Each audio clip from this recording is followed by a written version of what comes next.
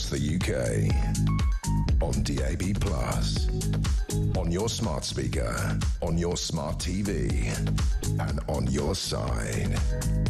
This is Talk.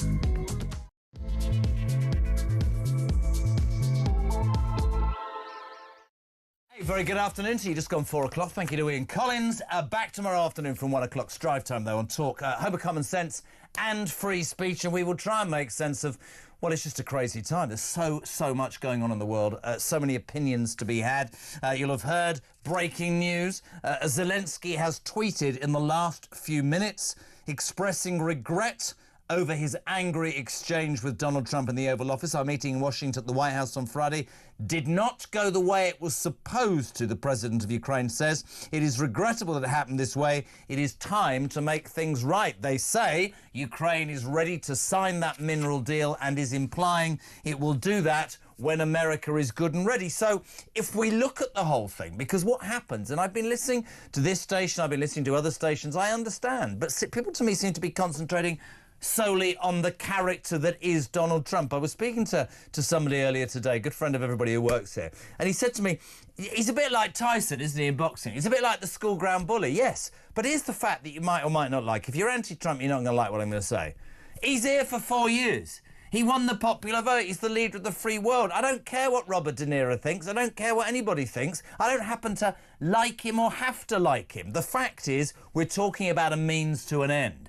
If you are Donald Trump and you say to the American people, we have spent billions and billions of pounds doing our best to defend Ukraine against Russia, whilst Europe has sat on its arse, to be perfectly honest, I'm going to make that better. You say to Europe, you need to arm. That has happened. You say to Ukraine, you need to be a little bit grateful for the money. You don't do it the way Trump did it, but I don't think he knows any other way. I'm not saying it's right. I'm not saying it's wrong. But certainly if you read that on X in the last 10 minutes, Zelenskyy ready to do a deal and apologising. 0344 499 1000 is our telephone number as ever if you want to be on. You can text to 87222. Start your message with the word talk. It's always the usual on this show. My microphone in my ear isn't working, so it'll be fun the first 20 minutes till they come in.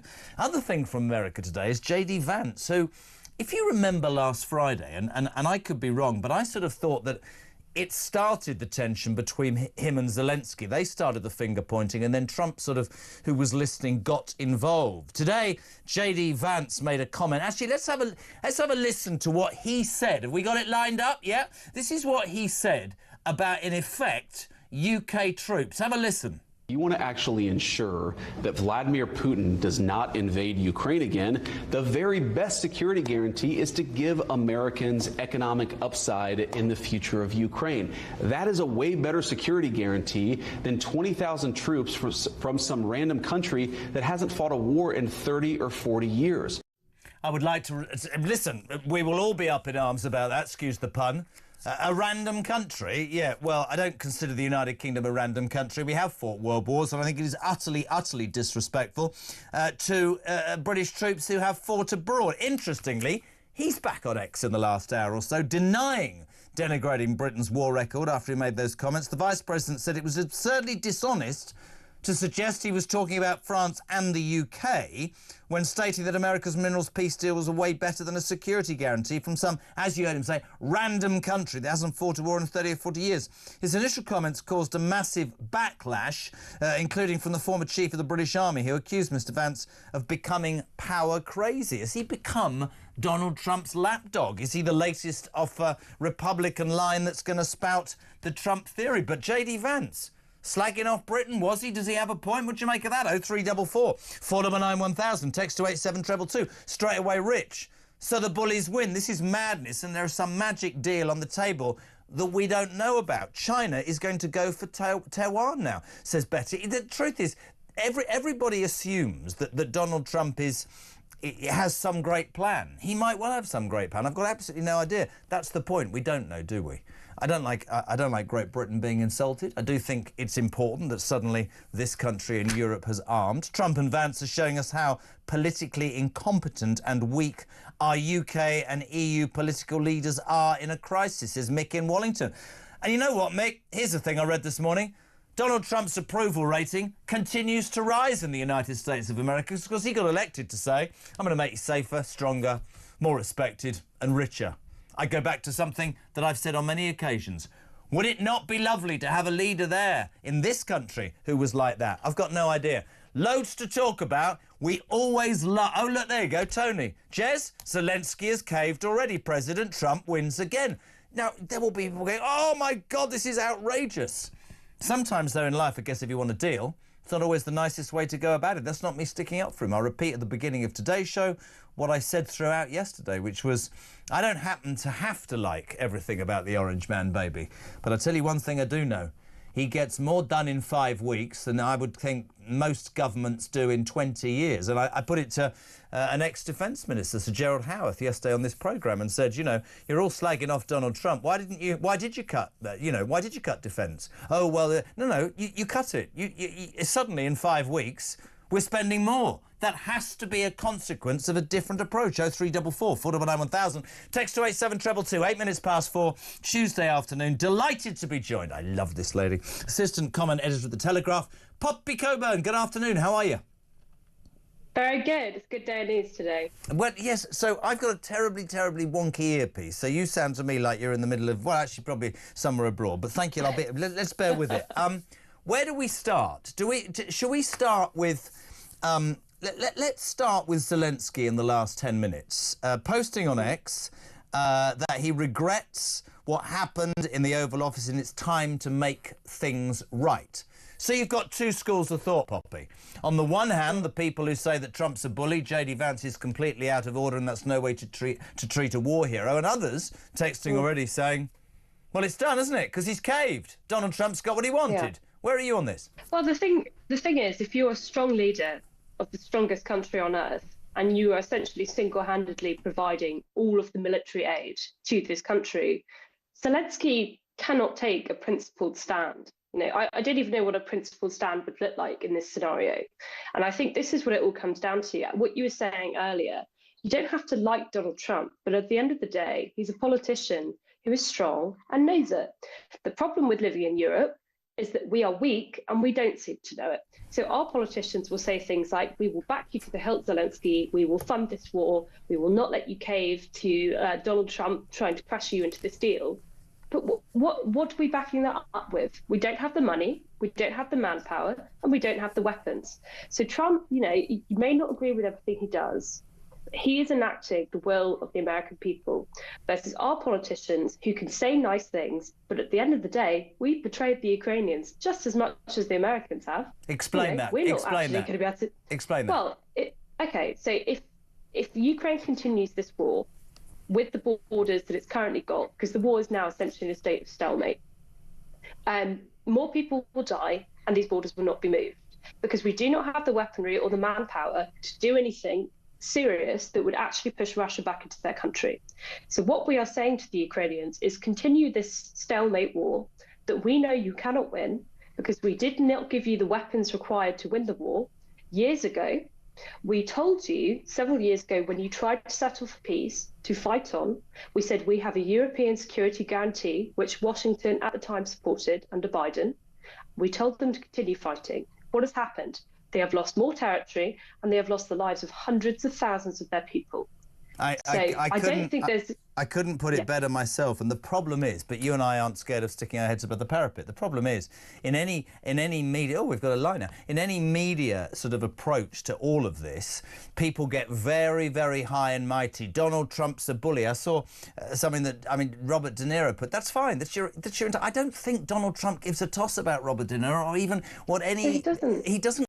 He is focused on, I don't know if it's legacy or peace or carving up the world. I've no idea. But what I do know, and that's how I started the show yesterday, Poppy, was to say that, and I didn't get angry with Sir Gerald Howarth, but I tried to say to him yesterday, you're all up in arms, you ex-Tories, about how outrageous Donald Trump is. You had 14 years, and starting with Cameron, you did nothing but cut the defence budget because you believed the Cold War was over. You did it again and again and again whilst increasing foreign aid development monies. And I have to tell you that in 5 short weeks, Donald Trump is responsible for cutting the foreign aid budgets in every European government. And I would suspect that his approach is absolutely wholly responsible for Europe suddenly going, oh, So Uncle Sam isn't going to pay for us because they've got their own issues. We shouldn't assume that America will always pay for us. We should arm ourselves and we should be ready. And I don't see how that's a wrong argument at all, Poppy. I really don't. I completely agree with you. America is a very strong country that doesn't really think of the countries outside of its own borders.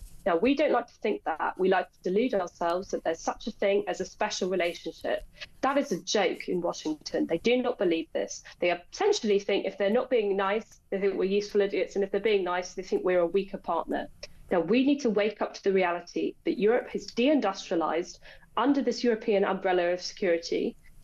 Okay, and that age is gone. So our politicians now need to be saying, how do we get cheap energy? How do we get people back into the army? How do we reindustrialize our country again? And how do we actually defend our own borders? And until they have answers for that, I don't really care what they have to say about Trump. It doesn't mean anything. It's just words. Answer that with actions, and then Europe can be strong again. Until that point, this is all just conjecture. What do you make of Poppy Cockburn's comments, team? 0344 499 1000, text to 87222. Start your message with the word talk. Probably the other thing that happened today was JD Vance came out in an interview and said that America's minerals peace deal was a far better way to achieve peace than some security guarantee from some random country that hasn't fought for 30 or 40 years. His initial comments, because many people this side of the Atlantic believed he was talking about Britain, the head of the British Army, the ex, accused Mr Vance of having become power crazy. People have gone completely mad. This is interesting. Brad in Cambridge, see what you make of this. Afternoon, just although I don't agree with him, I think it's pretty clear what Vance is saying. If the USA has a vested interest in civilians working in Ukraine, they will always protect their interests, and Putin wouldn't risk an attack. That is very relevant, isn't it? If JD Vance was slagging off the Brits, I haven't got a moment for the man. Absolutely. But that's the bigger issue. I presume, and I could be wrong, Donald Trump is thinking, right, so there's no point in sending troops because it'll be all me and not Europe. So if I want some of my money back and I do a mineral deal, they'll benefit, we'll benefit. I'll have workers there. Putin won't dare trust them because he knows I'd launch some attack. Would that be fair? Well, I think as well, we all need to wake up to the reality that America's never really done anything if it doesn't directly benefit them. Yeah. They're now just telling us openly. The idea that America has been this virtuous superpower for ages, I mean, that's just not true. They look after their own interests. I mean, I agree with you that I think he's walked this back slightly, but I think he was referring to France and the UK. And we both of our countries lost hundreds of our men fighting in American-led wars. So, the idea that we've done nothing for America is ridiculous, But it just proves the point I was making, which is that America doesn't care about us. They really don't. They're looking after their country's own interests. But I don't. You see, that's what they want. But that's my issue. I don't think that's a bad thing. He got elected by saying, "I'm going to make you better off. I'm going to seal the borders, make you financially better off, lower your taxation, and make you proud, and make sure that I do right by America." I would bloody well love somebody in the United Kingdom to say that, but of course we haven't got a conviction politician. Listen, Trump is in many instances a complete nightmare, but he gets the deal done. He is like somebody. I heard somebody going on about, oh, he's a bully, he's a bully. He's like the Mike Tyson of boxing, but that's the way it is. Deal with it. He's the leader of the free world. Do what you can to get along and get what you can from the deal. Is that right or wrong?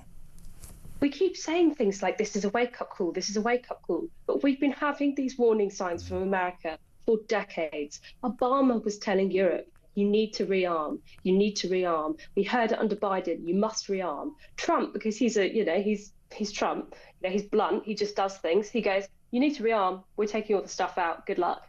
Let's talk about that today. We'll take a call and say it, but today he said, I'm pausing military aid to Ukraine.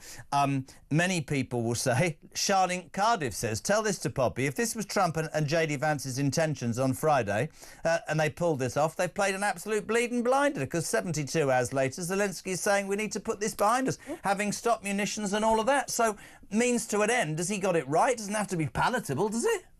Yeah, well, it's mafia politics as well. It's like, look, I'm the strong guy, you're the weak guy. We may not like each other, but you've got to bow down to me because I'm the guy with all the weapons. That's how I feel with Mike Graham. That's exactly how I feel. I'm going to go to a call because I want your help on this. We'll go to Bolton.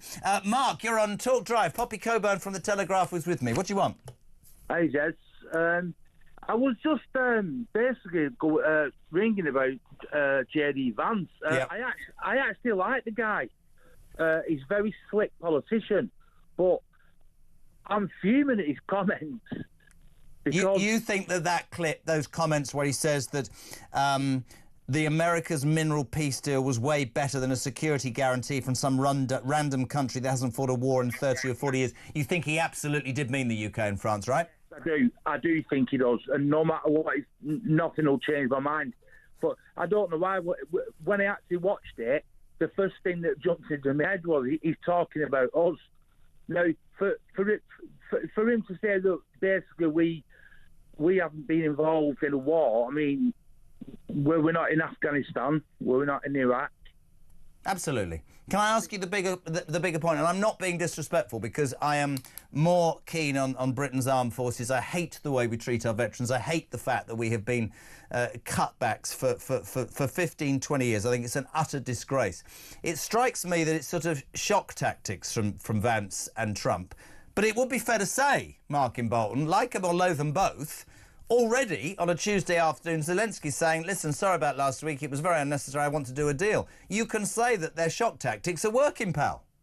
Oh, yeah, definitely. And like Poppy was saying, the war has to stop. There's a stalemate. Nobody's winning that war.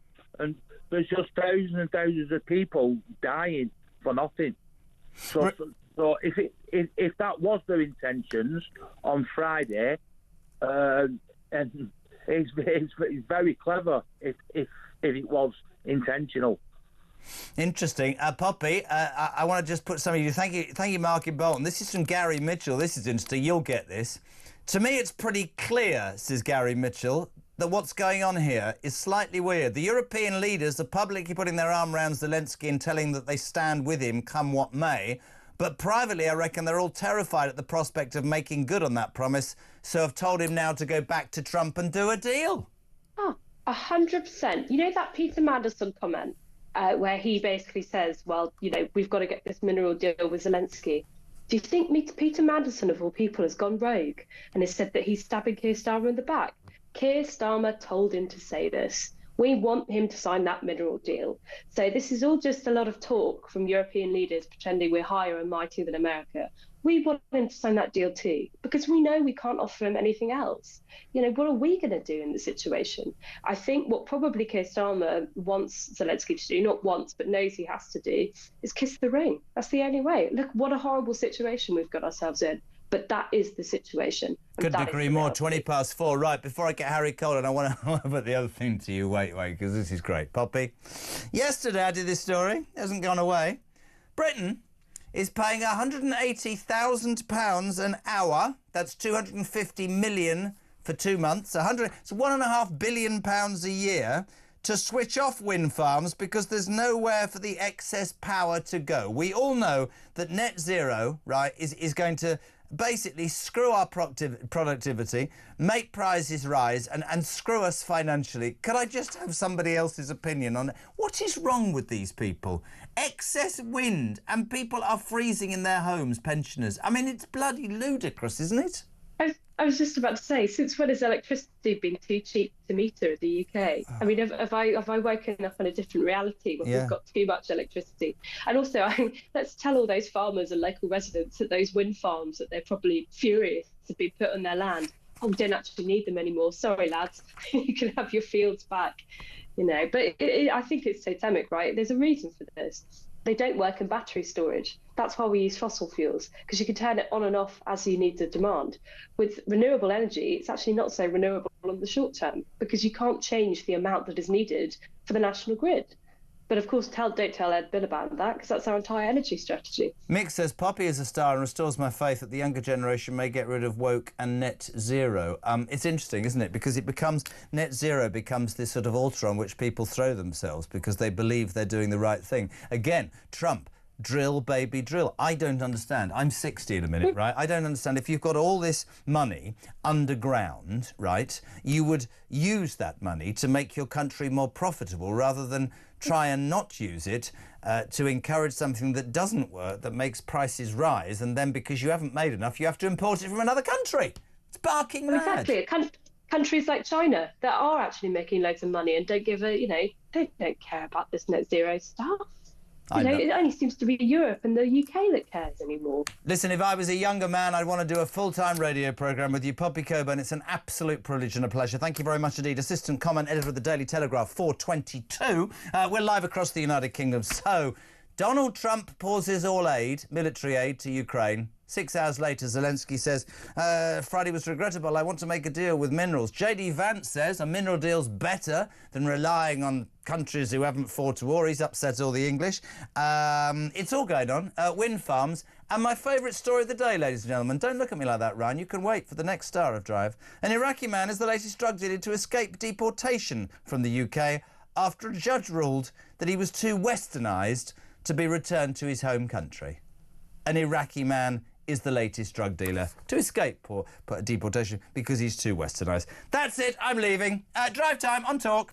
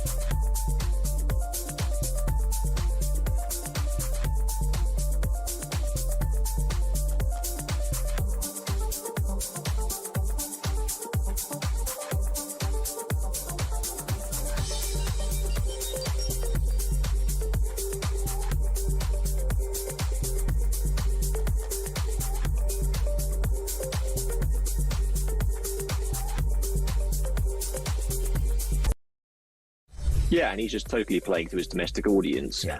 I think that, and we saw this a bit this afternoon in the House of Commons, there seems to be across the political aisle in Britain a love for Ukraine and wanting to stand behind President Zelenskyy. It's not exactly the same in America, and a lot of the American public who have spent, most of their lives watching their country get sucked into foreign wars and paying for the privilege are getting a bit sick of it now. And so when Trump talks about not wanting to bankroll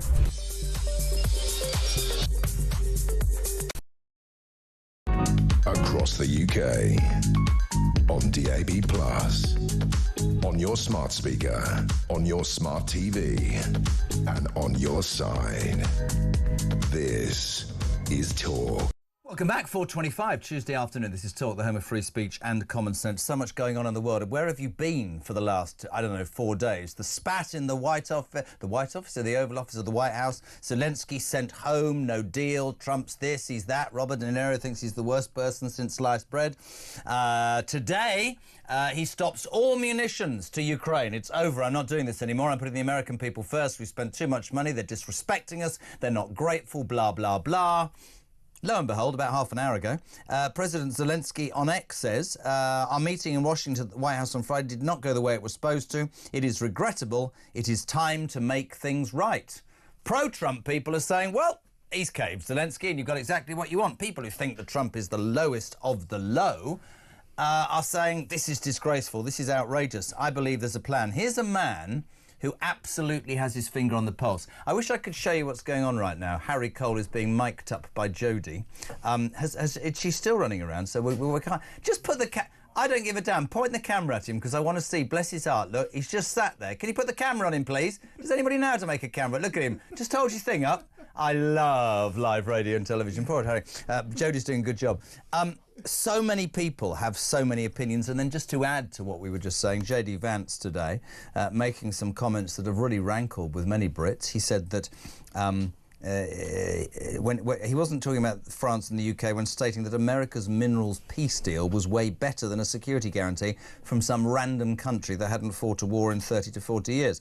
Backlash, outrage. Ex-chief of the British Army accused Mr Vance of having become power crazy. Despite all of that, despite the Oval Office, despite today, and Harry Cole now joins us, Zelensky's caved. So I mean, I mean, even on this station, polarised opinions. Some people saying that Trump is the worst person since sliced bread. Other people saying he's the leader of the free world. Deal with the Orange Man, baby. He's going to be here for 4 years, and he gets T done. Yeah, but look at how Macron dealt with it last week, Monday. He turned up. He was touchy-feely. He was strokey. He was charming. He was laying on the Uber charm. Oh, Harry, I'm sorry. This is rubbish, mate. Sorry, there's a problem with the microphone.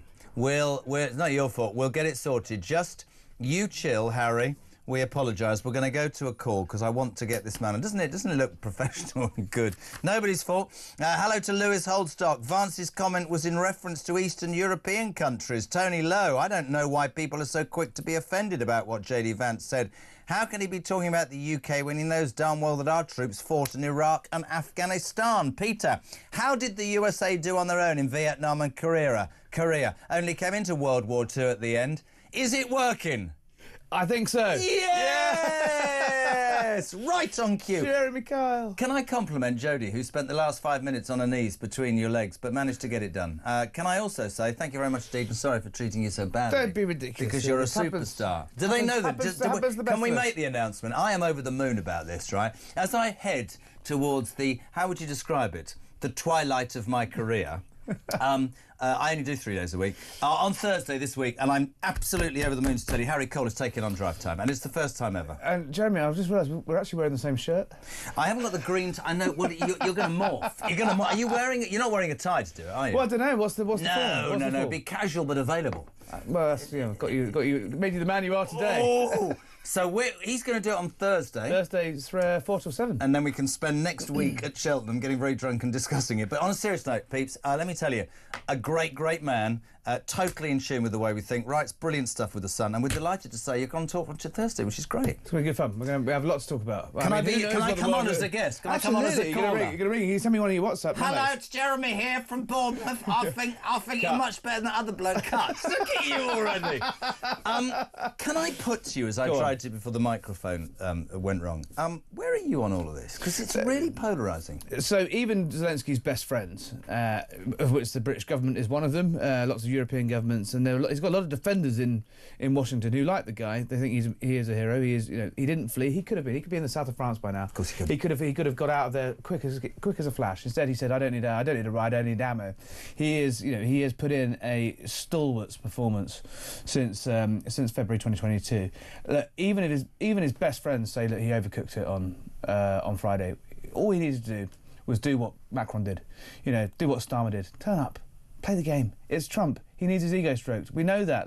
There's a method to Trump whispering, and it's, he is the leader of the free world. He is an egotistical guy. He can be a total pain in the ass. Yes, exactly. Your words. Yeah, exactly. I was going to say something ruder, but I always swear when I come on here. Hopefully not next Thursday. Tune in on Thursday, because he makes me look not dirty mouthed. I'll tell you that. Go on. So look, you've got to play the game, and if that means putting a suit on and saying thank you, and stroking and tickling his tummy, do it. And from an American... You're on the hook for 60 billion quid here. So from an American point of view, and this is how I sort of started the show yesterday and how I see it, I don't have to like the Orange Man baby or the way he's perceived, but he's a deal doer and he gets it done. And the truth is this, surely. If you get elected, and you know this about politics far better than me, if you get elected and you say to the people, right, I'm going to do this, this and this, he has done that, and he is saying to the American people, I've given billions of dollars, right, to these people, and I want some back, and I'd like a bit of gratitude. I'd like them to feel that we are the people that have helped. Of all the people to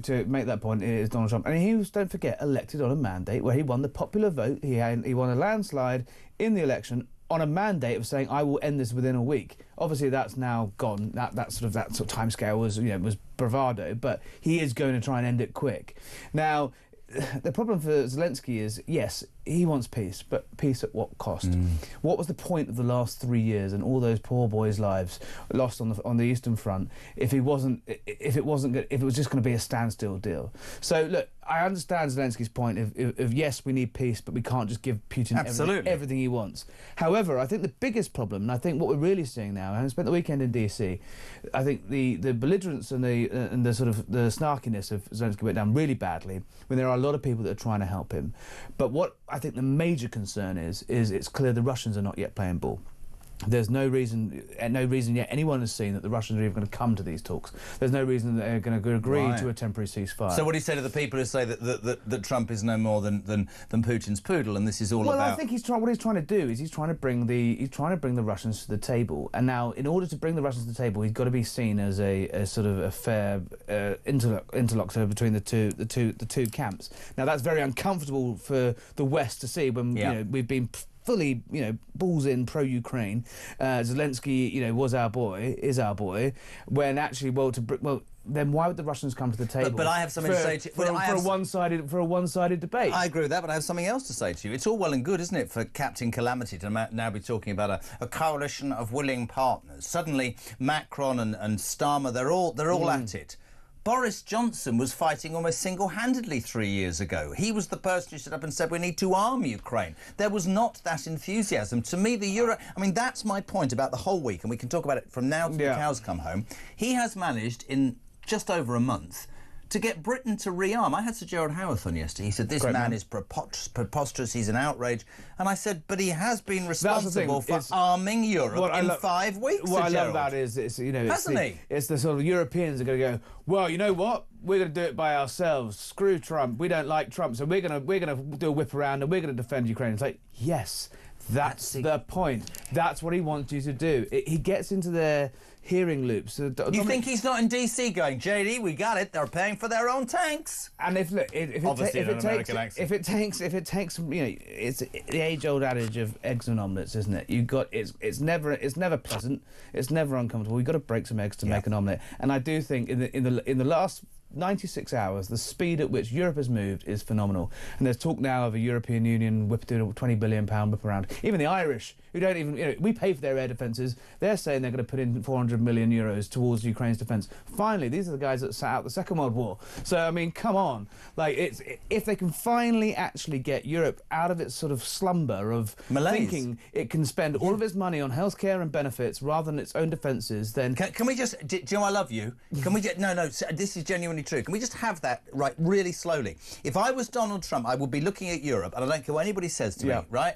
And I would be going, so let me get this absolutely right. You spend money on making the benefit system so fantastic in your country. Your borders are open and you're being screwed, and the people who really need that money are not getting it. But you expect me to constantly put my hands in the pockets to defend something that happens on your doorstep. And only when I say, I'm not doing that anymore, do you galvanise each other? Well, I tell you what, it worked, didn't it?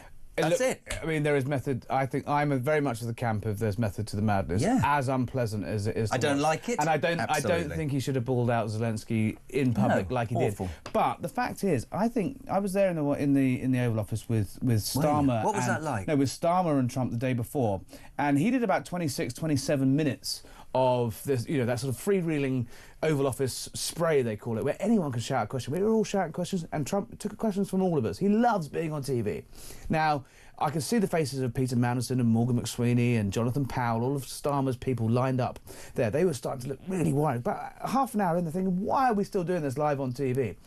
And they eventually called time on it and it got out. It was only the last 15 minutes where Zelensky and him went at it toe-to-toe properly. It had been 45 minutes, I think if it had been 45 minutes with Starmer, they would have found something to fall out What did you make of... Because I didn't know that. You see, well, of course he's going to be the drive-time president. I mean, he's bloody Oval Office. Where am I going? On the tube? I called Peter Cardwell from outside. It was great. We did a little chat. Peter Cardwell, he takes Thursdays off. Showbiz. I'm joking. Thursday. That's a joke, Pete. I'm joking. So there you are in the Oval Office, right? And you make the point that Trump is very much into the performance, and I get that. But we should never overestimate, perhaps, what's going on in the brain. Starmer. I was very honest yesterday, which didn't go down very well. I thought in the last 3 days he suddenly started to look like a British Prime Minister because he started to play the goddamn game. I don't have to agree with the man. He played the game. Yes. He turned up there and he did his little... It was quite painful to watch. It was a bit cringe, but it worked. I got this letter from the King. Trump, passed it to him to read. I don't know why. He couldn't read it himself, but that's a different story. He passed over the letter. It was a TV moment. It was like something you could have scripted from a TV show, and that's Trump all over. And the problem is, all Zelensky had to do was play that game. Doff his get cap. through there, Doff his cap. sign the damn minerals deal, get out.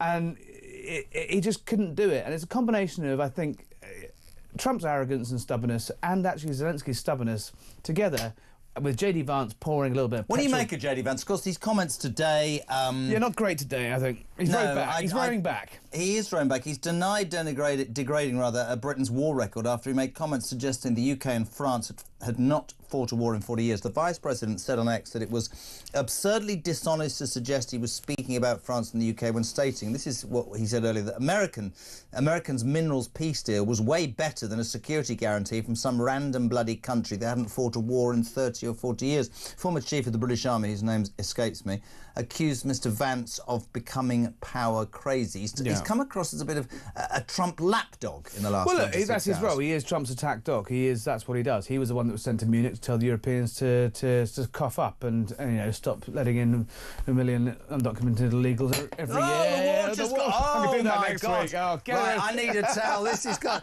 Oh my God! We're going to have to break because the new host of Drive Time on Thursday has just poured a gallon of water all over the desk and his crotch.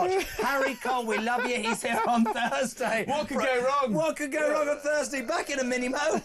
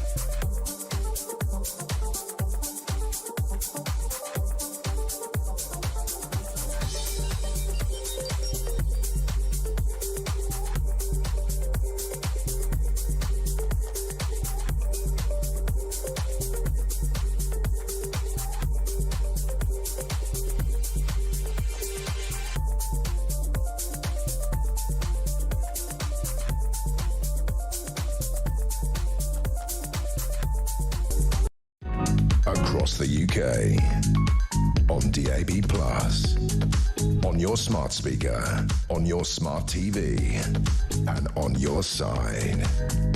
This is Talk. Back tomorrow morning from 6:30, and Harry Cole, thank you, Chief. Well, he's the political editor of The Sun, and he makes his debut presenting Drive on Thursday on Talk. Hopefully he won't pour a gallon of water. That was hysterical, but the points that he makes, incredibly salient, and please give him a listen. Thursday from 4 here on Talk. Harry Cole from The Sun does Drive. Right, 0344 499 1000. Hello to Gus on text 87222. Jez, history does repeat itself. Corporal Jones? Oh no, it's Corporal Vance. Loving the show. Gus is in Kent. Hello to Fred Morgan. Jez, I don't see how J.D. Vance was referring to Britain. We were side by side in Iraq, Afghanistan and other countries. He was implying that to other European countries. Potentially, you might be right. Michelle, good afternoon. We're not spending more on defence, Jez. That extra 0.2% is to fund the bloody deal with Mauritius to defend our territory on the Chagos Island, because that idiot, yeah, you're right, that man Starmer's given it away. Hello to Paul in Dorset. Jez, from the row on Friday to the tweets you have just mentioned, the whole saga is stage managed. That's Paul in Dorset. If you've just tuned in, Zelenskyy in the last hour tweeting, Friday was regrettable. It's time to make things right. This is after the very public spat in the Oval Office. It's about to this morning, J.D. Vance allegedly slagging off the English and the French. Whatever you think about J.D. Vance and Donald Trump, and there will be many millions of people across the world who loathe the approach, you'd have to argue that they do get stuff done. A lot of people get very high and mighty, which I understand. Delighted to welcome our next guest, former British Army Colonel, chemical weapons expert as well, Hamish de Bretton-Gordon. Hamish, a very good afternoon. Welcome to Drive. How are you? Yeah, hi, Jeremy. Very good. Thanks for having me. Can't wait for this.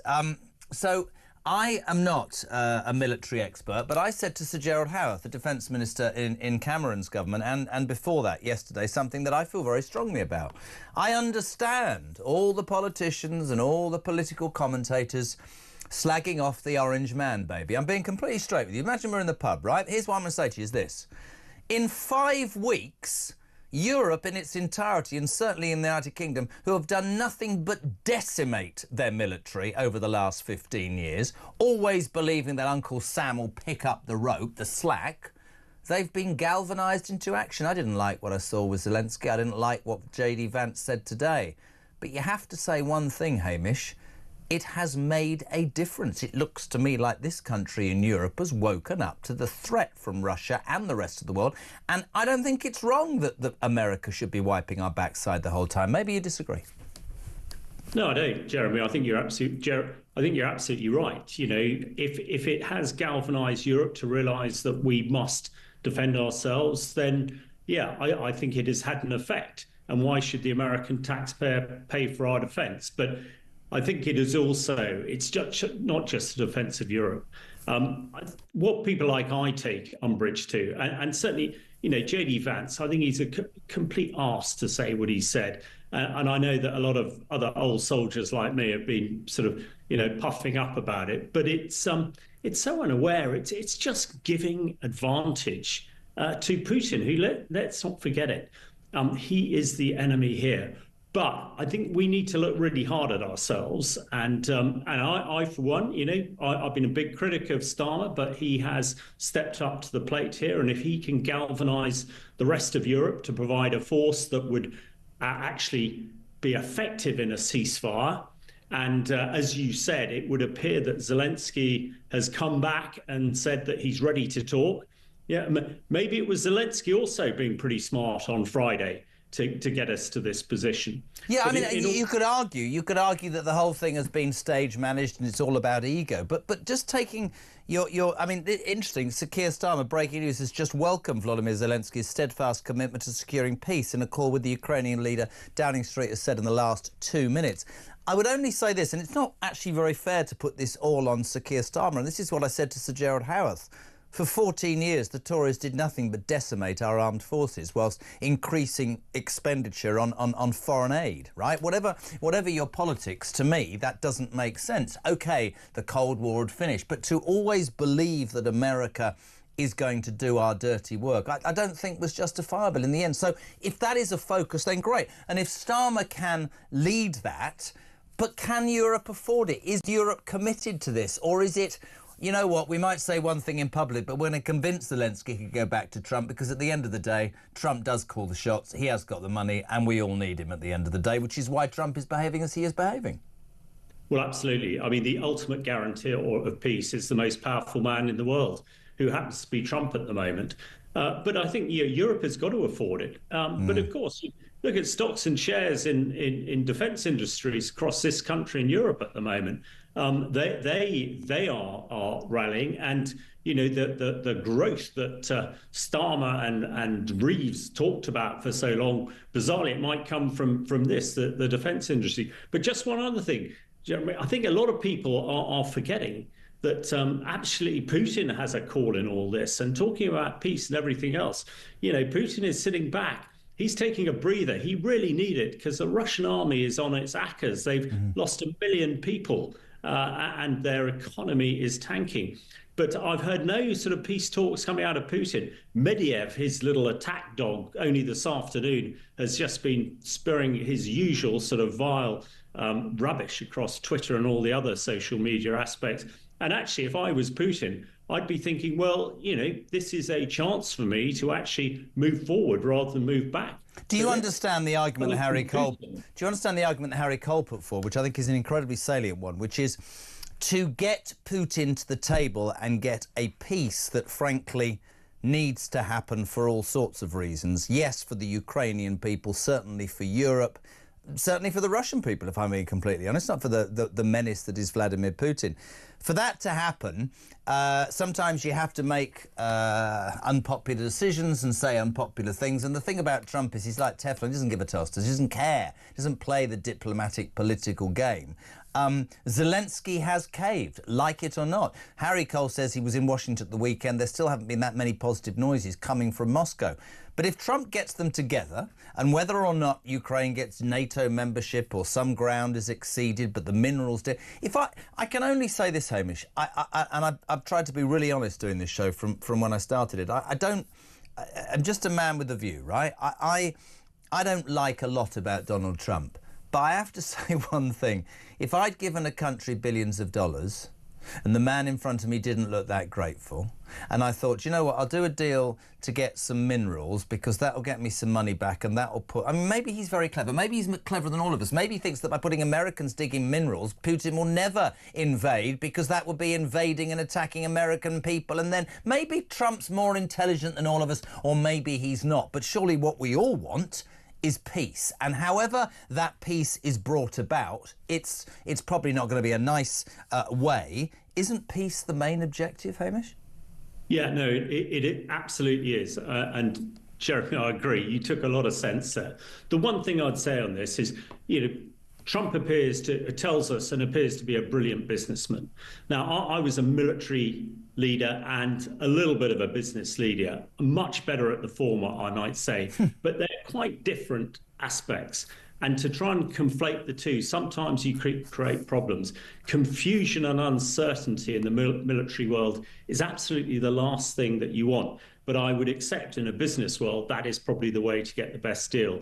So I think Trump just needs to have a little think, and Vance perhaps think a half second before opening his mouth again, is that actually there are people still dying out in Ukraine, not just military, but also civilians, on some of the prevarication and some of the decisions that are being made. But ultimately, if we get the peace as soon as possible and get a just peace for Ukraine, I for one will be, praising and at Trump's feet.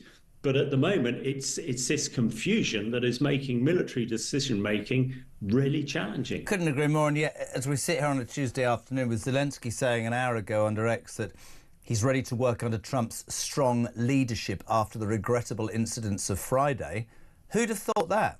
The papers across the world, quite rightly, found it abhorrent what they saw in the Oval Office in the White House. Today, J.D. Vance causing anger and resentment. But I guess how I would sum it up is I think a lot of people will be hacked off on the way to a peace, and there's a lot of precious people in the media, there's a lot of precious people in politics. Trump doesn't care. He's going to stamp all over this. If he fails, quite right. But as it stands, I don't know. It'd be really interesting. Hamish, it's great to have you on. And don't put yourself down in business, dear boy. Don't be ridiculous. It's always good to have you on. Very grateful for it. Hamish de Bretton-Gordon, former British Army colonel and chemical weapons expert on Talk Drive, 10 to 5. We're live across the United Kingdom. Would love your calls and your texts, many of them. Bill in Romsey, I just wish that Starmer will put our country first rather than other countries. He's made a statement that he will put British troops as a peacekeeping force. Russia has said no to this, and we can't bloody well afford it anyway. What do you make it of all this? Talk Drive.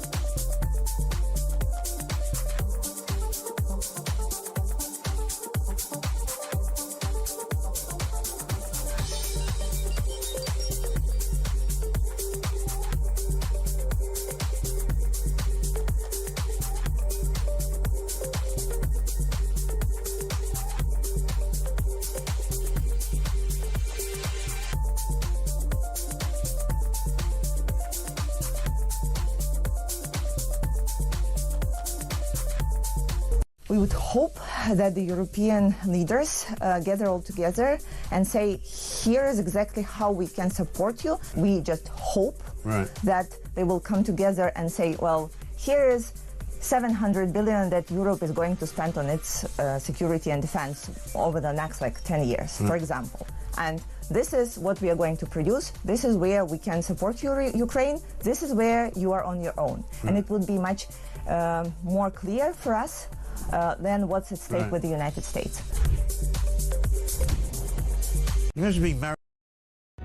Across the UK, on DAB+, on your smart speaker, on your smart TV, and on your side. This is Talk. Max, 7 minutes to 5. Thank you for all your texts. Jeremy, did the US say thank you? Ukraine sent about 6,000 troops to Iraq between 2003 and 2008 to help America. She's doing it again, Jerry. She spends... Just come round here a minute. Just come round here, because I don't care. She spends most of the afternoon on her knees sorting out microphones and brings me a cup of tea, bless her, whilst I'm trying to read a really serious text. It's live. We love you, Joe. Thank you. Ukraine sent about 6,000 troops to Iraq between 2003 and 2008 to help America and bring peace. 18 were killed in action, 40 were injured. They did not have to. They are not even part of NATO. Interesting point. JD Vance has a point. It's interesting, says Mick. Do EU countries like Spain and Italy ever step up to the threats? Ireland piggybacks of us for free for defence. We are going broke. They must all pay up. Interesting. Steve Chandler, a very good afternoon. Does make me laugh all this outrage in the mainstream media that JD Vance may or may not have said something negative about our army. Yet we have had multiple governments that have treated our troops and veterans like dirt. Where's their energy, anger and outrage about that? The left-wing media are just using it as a stick to hit Trump with. Can I just say, by the way, Steve Chandler, I hadn't even thought about that. You're absolutely right. I tried it yesterday with Sir Gerald House. Where are all the people, right? I'm not sticking up for JD Vance at all. Where are all the people showing right outrage that veterans are on the streets having given their all for this country and they get absolutely nothing but illegal migrants can live in a hotel? Where's all the people who said for 15 years you shouldn't have cut the military, it was an easy cop-out and it affected our security, but you know what, America will do it. I'm not sticking up for America, I'm just saying I want our government to go, do you know what? We should defend the United Kingdom. Let's go to Dorset. I will be later.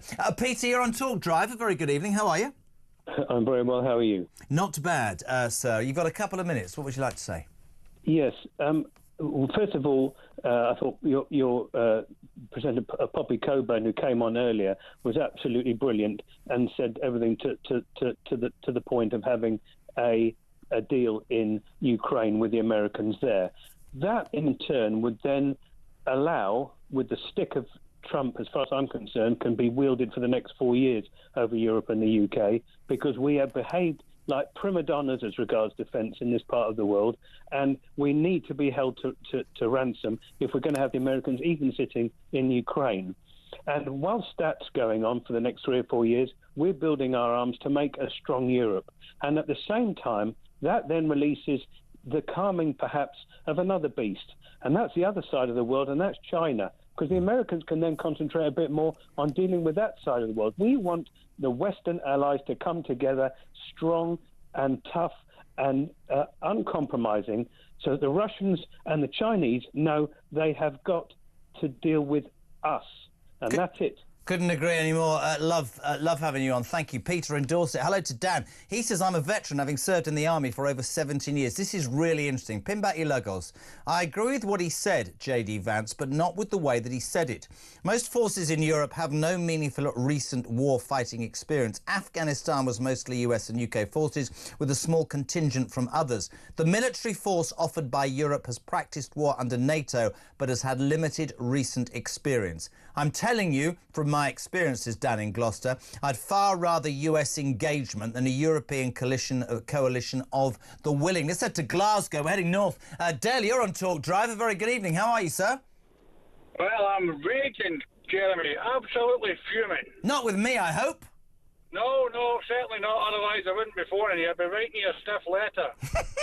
You got 2 minutes. What do you want, Dale? Right. The first duty of a Prime Minister or a government is to protect its own people. Why are we thinking about spending any more money on anybody else when we can't protect our own shores? Right? Well, I have to say that yesterday during the show and again today, that is a feeling that many thousands, millions of people in the UK are coming round to. And actually that, if you just hear me out 1 second, is exactly what Trump is doing in America. He's simply saying to the American people, if you expect us to give billions of dollars, then I expect the rest of the world to stand up and do the same. Well, Starmer keeps going about we have to protect Europe. We're not Europe. We are a small island, right, in the middle of the sea. We need to protect ourselves first. We sold off all the nuclear strategic command bunkers. We have no air force. We don't have any airfields. They're building houses on them. We don't have any barracks. We've sold them off for housing as well. Who needs all this housing? Oh, yeah, the people he's letting in. 500... I'm disgusted to call myself British anymore. This isn't the country I signed up for when I joined the army. You were in the army, were you? Oh, yes. Were you offended by what J.D. Vance said today, Del? No. Why? There was nothing offensive about us in it. There was just a coalition of chaos as far as Europe's concerned, and then J.D. Vance only said the truth. It's really interesting. It's really interesting. That's two veterans. Adele, thank you so much indeed. Interestingly, Claire says, Jez, in my mind, J.D. Vance is talking sense about the British military. Shame on our consecutive governments for taking their foot off the accelerator of our armed forces. And why don't we treat our military men and women with regard and not contempt? Think about veterans. So it's true, isn't it? Let's get to that point after an hour. I didn't like what J.D. Vance implied, but was he saying that? Or was he actually saying, take a bloody look at yourselves, spend a bit more money? There was rightful outrage when people thought he was slagging off British troops. And I take the point that Mick made just now. Where's the outrage been for 20 years, starting with David Bleeden Cameron, that cut and cut and cut and cut our military and made us ever more dependent on America until one day America went, we're not doing this anymore. It's up to you. Interesting first hour. Whatever you do want to talk about, as ever on this show, it's down to you. You can ring 0344 499 1000. If you're watching this on screen right now, text 87222. Start your message with the word talk. A voice note to Ryan on WhatsApp, same number, 0344 499 1000. We are going to start the next former Conservative MP and military expert Bob Seeley will be here. We'll do your calls as well, all after the news at 5. Next.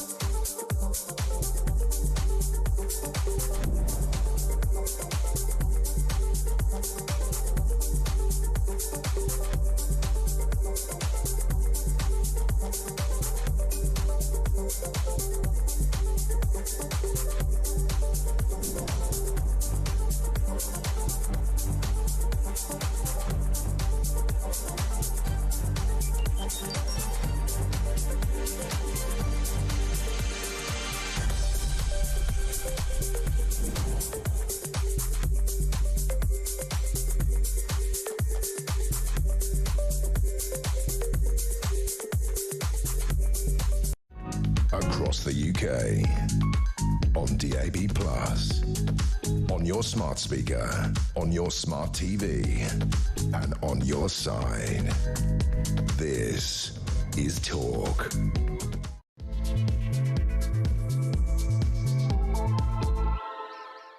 Back Tuesday afternoon, hour 2 of Drive. It's cooking here, my friends. Talking of which, Ryan just said we're doing really well this afternoon, Jez. I'm loving the show. Do not screw it up by talking about pancakes. You old tosser, Ryan. I think pancakes tonight. Jodie's going to have a bit of Nutella and strawberry. She likes a bit of chocolate.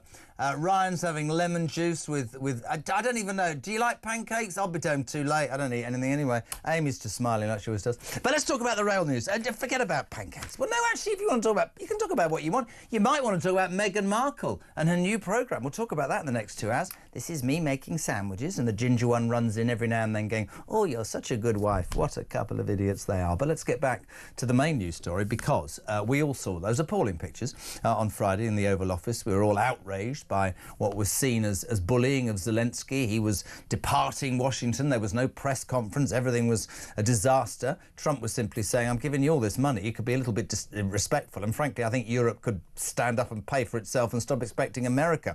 As the sort of hours turned into days, people were going, maybe this is a strategy. Today, this morning, Donald Trump decided to cancel all military aid to Ukraine. J.D. Vance made a comment that was assumed to be insulting the English and the French, going, a mineral deal's better than some security guarantee from countries that haven't fought a war in 30 or 40 years.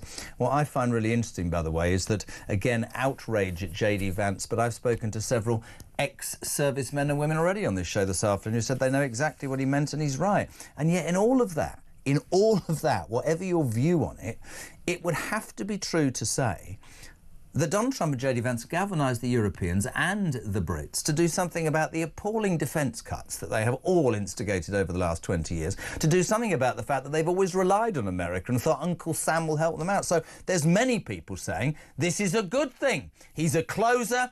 And lo and behold, an hour ago, Zelenskyy goes on X and says, our meeting in Washington at the White House on Friday did not go the way it was supposed to. It is regrettable that it happened. It is time for me to make things right. So you could argue Donald Trump has got exactly what he wanted. Let's go to Croydon. That's a brave thing to do. Peter, you're on Talk Drive. How are you, my friend? Hello, Jeremy. Yes. You're on my claim to fame because of that documentary, that knife crime that you had with basically, and to be honest, that should be sent to Sadiq Khan. Anyway, yeah, I want to tell you off, mate. You're better than the Star, and you're better than Sadiq Khan to call Donald Trump the man baby. You're better than that, Jeremy. It's a phrase. What do you mean by that? No, I mean, Sadiq Khan flew that stupid balloon. Listen. It's really interesting when people come on and they say that. And listen, I take whatever criticism. That was a throwaway comment. I have said from the first moment of what happened on Friday, and I'll continue to say it, I don't have to like everything about Donald Trump, but there is a sort of, I don't know what right way to describe it. There is a sort of inner respect for a man, and if you listen, you know I've said this, who has managed to do in 5 weeks what no government has done in Europe for 15 bloody years, which is get even Dreary Starmer's talking about a coalition of the willing. Even apparently, according to Harry Cole, the Irish, who've never given anybody any money, are going to give £400 million towards this 20 billion target to help Ukraine. Not that that will touch the sides. None of this happened before Donald Trump played the cards that he's played. People might not like the way he's played them. They might call him funny names. They might think he's a bully. Yeah, he's probably like Mike Tyson in the schoolyard, but you have to accept he's the leader of the free world, and like him or bleed and loathe him, he gets it done, doesn't he? Exactly, but I don't want you to get Trump arrangement syndrome. I'm not. Yeah, can I make my point? Well, I wish you would, because I'm going on holiday in February. Come on. Okay, mate. Yeah. Next February. I think Zelenskyy has manipulated the whole situation from the time in the Oval Office to the time he cried on Starmer's shoulder, and he got what he wanted. Well, I'm going to throw something into you, and this will get everybody going.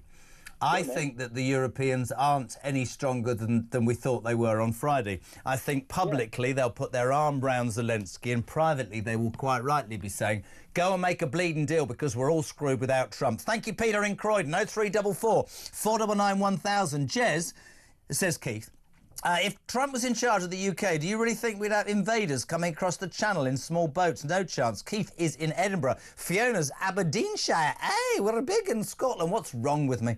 JD Vance has conveniently forgotten about GB stepping in immediately to help in the aftermath of 9/11. That's very true.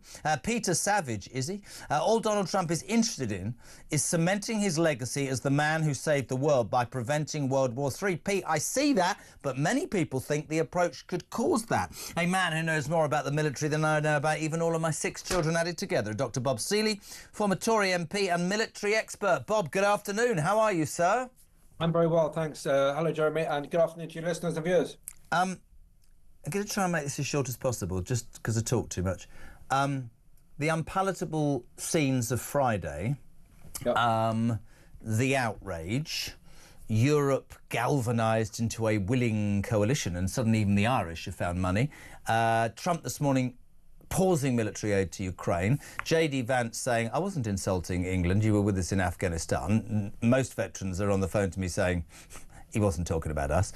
An hour ago, Zelenskyy says, it's regrettable it happened, it's time to make things right and do the deal. I'm sure, like me, there are parts of Donald Trump you don't like, but I think you're honest enough, Bob, with me to agree that God, he gets stuff done, doesn't he? I'm not sure I entirely buy that remark, because he could have got stuff done without belittling Zelenskyy, and they could have got stuff done without turning on Zelenskyy last Friday. Last Friday was a setup. The reality is that Trump does sometimes get stuff done. But he's also a really vile human being whose relationship with both the Italian and Russian mobs and the Kremlin has been incredibly unhealthy over the last 3 decades. And when you say he gets stuff done, his deal making is effectively to sell out his allies. He did that. Let's hold on a second. Let's hold on a second. I'm not sticking up for him, but I want to put fact to you. And I put this to Sir Gerald Howarth yesterday, and I don't think he liked the question. You were part of a party that ruled this country for nearly 15 years, and your government, starting with David Cameron, systematically, Bob, you're going to tell me you didn't agree, but cut the military to its barest minimum, whilst always, it would be fair to say, accepting and believing that Uncle Sam would wipe our backsides. I repeat what I've said. There's a lot about Donald Trump I don't like and the way that he goes about things. But my point is this. In 5 short weeks, this is the answer I'd like from you. In 5 short weeks, Europe suddenly is going to rearm itself and spend more money on defence, and there is not a person in the land that will convince me that that would have happened if it hadn't been for Donald Trump. Now, I don't have to like the way he's done it. Gerald Howe said, he's a dreadful human being. I'm sure he is a dreadful human being. But successive governments, despite Ukraine being invaded, Crimea stuff, have done absolutely nothing about rearming themselves in Europe, have they, Bob? Let's be honest. They certainly haven't done enough. I accept the point completely. Well, that was the end of that. What did you make? I'm not going to argue against what you say. I wish. I mean, look, you go back and look at my record for what it's worth as a backbench MP. As soon as I go into Parliament, I said the Russians are going to invade Ukraine. They're going to try to trash NATO. We need to spend more. But not only we need to spend more, we need to understand the type of warfare that the Russians are fighting. Because having Trump on side is worth 500,000 troops in the field to the Russians, and it enables a whole load of other things as well. We've got to understand the war the Russians are fighting. And the fact is, yes, you're absolutely right. I wish our politicians had done the right thing without being pushed into being forced to do the right thing. And that's exactly the same on bringing mass immigration to an end, in a thoughtful and intelligent way, but doing it, actually looking after victims of crime rather than pandering to criminals. All this stuff we should have done. We didn't. I paid with it with my job. I feel this more than anyone else. I don't disagree with what you're saying. Brilliant. Can we just play you? Have you got the clip from JD Vance from earlier? Now, this has caused right outrage on the back of Trump stopping military aid and the spat in the Oval Office. This morning, we became aware of an interview that JD Vance gave. He appeared to denigrate Britain's war record. Have a listen to this, Bob. You want to actually ensure that Vladimir Putin does not invade Ukraine again, the very best security guarantee is to give Americans economic upside in the future of Ukraine. That is a way better security guarantee than 20,000 troops from some random country that hasn't fought a war in 30 or Oh, I don't know why that cut off. That was brilliant. But he said a random country in 30 or 40 years. There was complete outrage. Former head of the British Army described Vance as having become power crazy. Several vets have phoned and been on air and said he wasn't talking about us. We were next to them in Afghanistan. Thoughts on that as a military expert, Bob? Well, look, it's a tactless thing to say, and the fact is that only the Brits and the French had actually ponied up potentially to do this peacekeeping force. I don't know who he was referring to. If he was referring to a bunch of NATO countries that haven't really contributed, fair enough. But the only countries that are talking about contributing, rightly or wrongly, there's a debate to be had there, is the French and the British. Look, I think he was talking in a pretty crass way, and I think that Vance is beginning to realise that actually just trashing the Ukrainians and trashing other people, you know, there's a downside to it. And I think he's probably got to just be a little bit more careful in what he says, because if he wants to insult people, I think that's a dumb way to do politics. Interesting. Right, let's move on from that, because there's a couple of stories that I'd love your take on, if you don't mind. Oh, God. This is, I mean, we talk about the madness of immigration. This is an asylum story, Bob, today. An Iraqi man is the latest drug dealer. That in itself would send red flags to me. You're rubbing your eyes already. To escape deportation from our country after the judge ruled that he was too westernised to return to his home country, the man, who was jailed for more than 5 years after a conviction for dealing cocaine, has lived in Britain for 24 years and has a British-born daughter. Home Office officials attempted to have him deported, but a specialist judge in the Asylum Tribunal, paid for by you and me, ruled that returning the man to Iraq would violate his human rights, as he would be viewed with suspicion.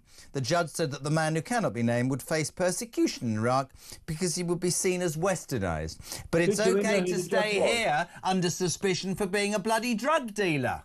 Do we know who the judge was? Because these judges, it seems to me that you've got to be a member of the Guardian reading classes to have a chance of being one of these judges. I just think the whole system is dire. I think we should be trying to get rid of everybody in this country who's here illegally, get them out under any possible excuse. Because if they're not here legally, they are de facto breaking the law. And if they've broken the law, get them out anyway. Look, I don't know. Okay, before the last election, I put a private member's bill. And one of the things in the private member's bill was to say that, frankly, we shut down the asylum system in this country because it's not fit for purpose. We take a small number of asylum seekers as part of our global responsibility, maybe 10 or 20,000 a year. We take them only from the UNHCR, because these are people who are going to be genuine asylum seekers because they're stuck in a camp somewhere. So they haven't got the money to pay organised crime to come here.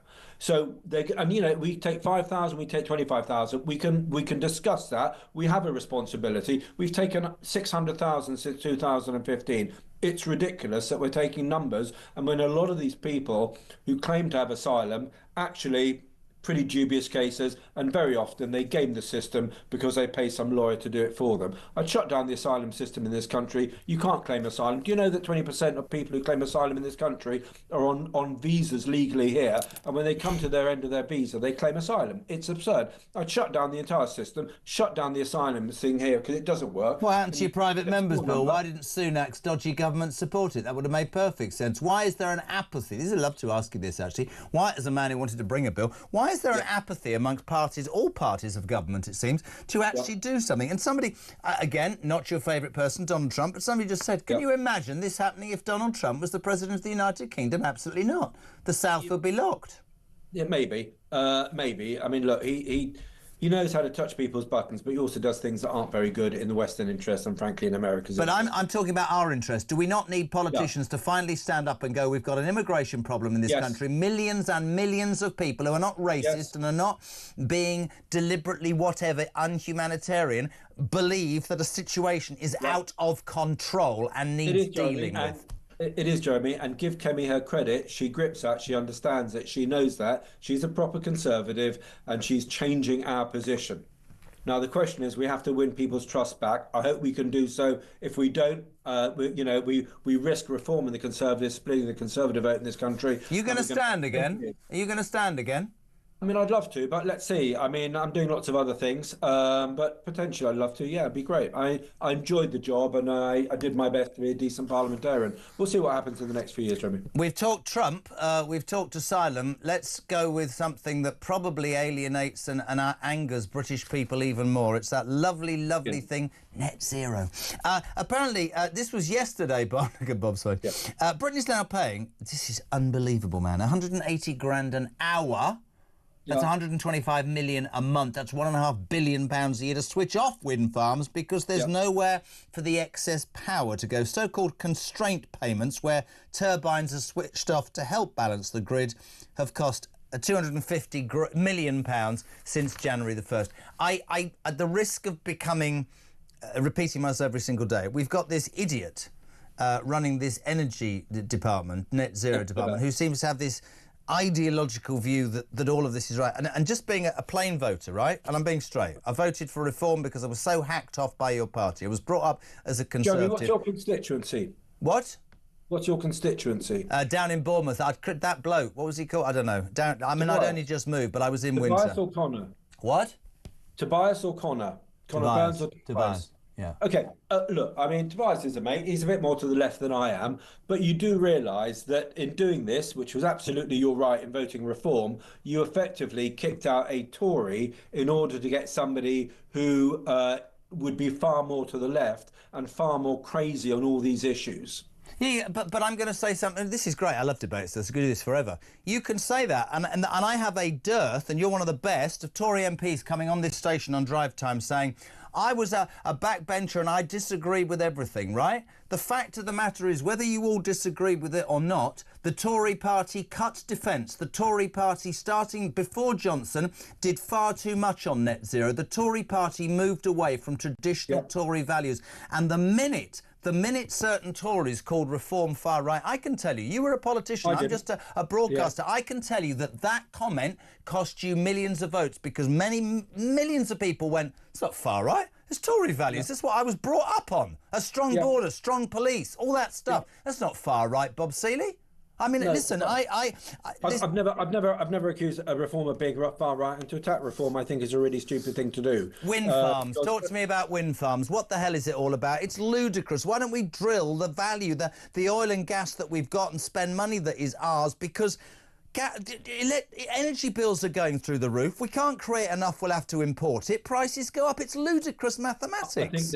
I think there is a much better way of becoming more environmentally conscious, and what we're doing with net zero at the moment is not a very sensible thing, because the 280 or the 300 billion pounds we're going to have to spend rebuilding the grid, I think, could be much better spent on other things like keeping prices down. I was talking to somebody, an expert the other day, Jeremy, who basically said you commit to building nuclear power stations all over Britain, these modular reactors. They're made here because you can make them effectively off-site. You bring the cost down. You know, we commit to 100% nuclear by 2060, 2070. That's us. We've committed. We don't have to rebuild the grid. The 300 million or 300 billion we were going to spend rebuilding the grid, we don't have to, because we can stick the nuclear reactors in the same place the old power stations were, the old coal power stations were, or gas, etc., etc. And actually, that's the way ahead. I wish we would do that rather than effectively doing what you're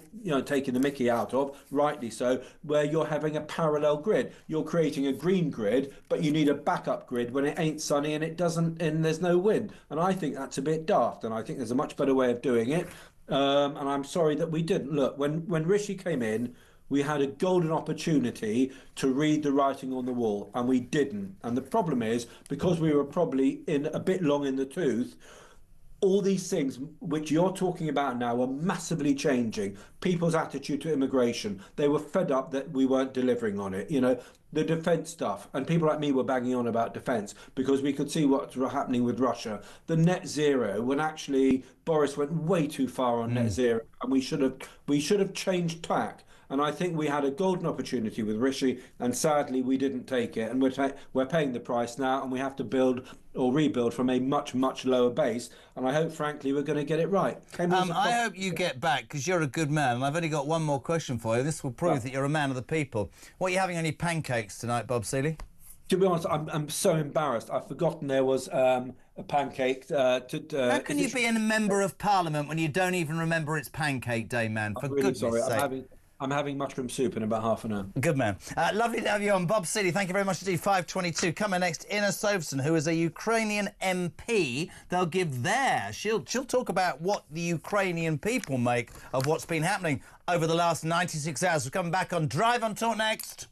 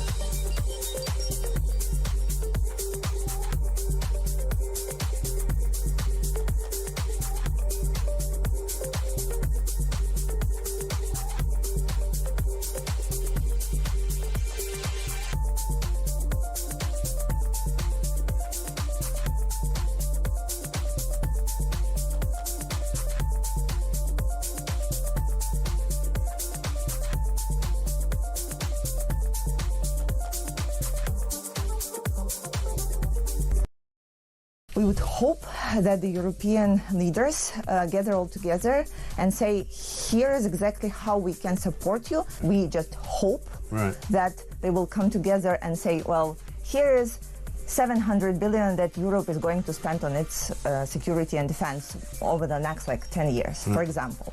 And this is what we are going to produce. This is where we can support Ukraine. This is where you are on your own. And it would be much more clear for us than what's at stake with the United States. You're going to be married to her. Oh, hi, Megan. What have you got for breakfast? Oh, I've made a rainbow from some fruit and some yogurt and some Just give me a box of Lucky Charms, Mike. Right. How about a bacon sandwich? Any chance of that, What's going on? I mean, any working woman would take about 4 hours to do that. They haven't got time. No, exactly. I'm grabbing my protein shake that's been sitting in the back of my car for 3 months. The taste is off, and I've got work to do. Right. Across the UK, on DAB+, on your smart speaker, on your smart TV, and on your side. This is Talk. Common Sense, 5:25. We're live across the UK. Mike Graham back with Morning Glory. The only way to wake up, you can get a bumper sticker. We're going to do... No, I'm not telling you. We were going to do something on Drive. Like bumper stickers, but different. 0344 499 1000. Text to 87222. Delighted to welcome now Inna Sovson. I hope I've got that right. A Ukrainian MP. Inna, how are you? Well, hello over there. Thanks for having me. I'm delighted. I'm delighted to have you on. Thank you so much indeed for coming on. What I would love to get for people tuning in is an understanding of the Ukrainians' response to the last 96 hours. We started with what was particularly unpalatable in the Oval Office. We finished today, despite Donald Trump pausing military aid, J.D. Vance making comments, Zelenskyy leaving the White House in a huff. An hour and a half ago, your president has expressed regret over the exchange with Donald Trump. He says It did not go the way it was supposed to. It is regrettable that it happened. It's time to make things right. Your response to that, please. Well, the last 96 hours have definitely been a roller coaster. It's very difficult to make sense of everything that is going on. And I think it's also all very, very emotional for us, because the moment I saw the exchange in the Oval, the first emotion was that of shock. I didn't see that coming. That was something that we could imagine that conversation with Mr. Trump would go not easily, but we didn't expect it will go as badly as it did. And then, of course, there was a very strong feeling of injustice, basically Ukrainians being blamed for bringing it on themselves, for not wanting the peace. Nobody wants peace more than us. Nobody suffers from this war more than us. Yet we need to make sure that this peace will not last 24 hours or a week or a month. I don't want to wake up again at 4:30 in the morning from explosions in the city and not being able to protect my city, my country, my people. So that's of course been a roller coaster. There has been a development this morning. We all have learned that President Trump decided to suspend all aid to Ukraine. How did Ukrainians respond to that news, Ina? Well, frankly speaking, I think we saw that coming. I think that was the logical outcome of what we were seeing over the last couple of days. I think it was expected. I think over the last couple of days, what we were trying to do is to figure out to what extent this will damage the soldiers on the front line. It appears that the damage will not be that significant in the short run, but it, of course, will be more significant in the mid and longer run. One of the issues, for instance, is the missiles for the Patriot air defense system, which are being used to protect the city of Kyiv and other cities in the country. From the nightly, we literally have every night, we have drone attacks all over the country, 100, 200 drones flying all over the country. And I'm not even talking about the front line, that separate calculations over there. Without the American air defense and the missiles for the Patriots, we wouldn't be able to protect ourselves from the missiles. Most painful. This is probably a difficult question, but I'm trying to get a view. I was on air when this horror started 3 years ago. There's no doubt that Donald Trump is an acquired taste. Donald Trump, to many people, is abhorrent. To other people, he's somewhere short of being a genius or a godlike figure. It seems to be a very polarising person. I just want to ask you this. In terms of what America has done, and by the way, shame on Europe, because I think Europe could have done a lot more. It started with Boris begging, and I think he has a point there. Do you feel, despite his behaviour perhaps about how he's... Do you think he has a point that he spent billions and billions, America has, of dollars? He perhaps expected your president to show a bit more gratitude. Unfortunately, in life, one has to stroke the feathers of people like Trump occasionally. Do you believe that... I mean, you're going to tell me the Ukrainian people are incredibly grateful. I'm sure that's a case. But do you think that the Americans fully appreciate the appreciation of your countrymen and women? Well, it's up for the Americans to decide, after all. I can't judge it based on the Americans' opinions. The Americans I talk to are fully supportive of Ukraine and very empathetic to the situation we have been to. But then, of course, I can also imagine that there are other Americans who have different feelings. They just wouldn't talk to the Ukrainian member of parliament who are Ukrainian altogether. So it's very difficult for me to judge how they perceive this situation. But I do think that this, first of all, one thing to remember is this aid to Ukraine is not something unprecedented. The UK is the country that does remember that very well, because the UK itself has relied on the American aid in the World War II and wouldn't be able to survive without the American aid. And despite all the difficulties in communications between Churchill and Roosevelt at that time, Churchill was able to push through his opinion and his positions the way he did in difficult conversation with President Roosevelt at that time. I'm not saying that one should be ungrateful. Trust me, we are extremely grateful. Every night every time we hear the ballistic missile exploding in the city, I know that it's the Patriot system that has taken it down. There is no other system that we have around Kyiv that would take down a ballistic missile, and that's extremely strong support, of course, that we have. I don't know if we could have done a better job in terms of delivering this gratitude to the American people. Do you believe your president has climbed? I mean, let's put this in layman's person's terms, right? The world watched what happened in the Oval Office, and many millions of people went, "That's appalling. That's bullying." If Vladimir Zelenskyy is, as many people know him to be, this devoutly brave leader leading his people against an aggressor who came into a sovereign land and invaded, and all that's happened, why on earth on Tuesday afternoon is he back saying, "I'm really sorry, that shouldn't have happened, I want to make a deal"? Why would he not say, "You're not going to speak to me like that, that's completely wrong"? Is it because ultimately, however much offence one can take, Donald Trump is the most powerful man, he's the leader of the free world, and you're going to have to get along with him, you're going to have to do a deal with him? Is that the reality, Inna? I think the reality is that United States and Ukraine and UK and Europe have much more in common than United States and Russia. We all share the belief that democracy is the way forward. We all respect human rights and human dignity. And I think that this is the main basis for our cooperation. That is why the UK supports Ukraine. It's not because of strong historical roots between our two countries, right? We have not been historically very strongly connected, but it's this very basic of society, what it is built upon, that connects us all together.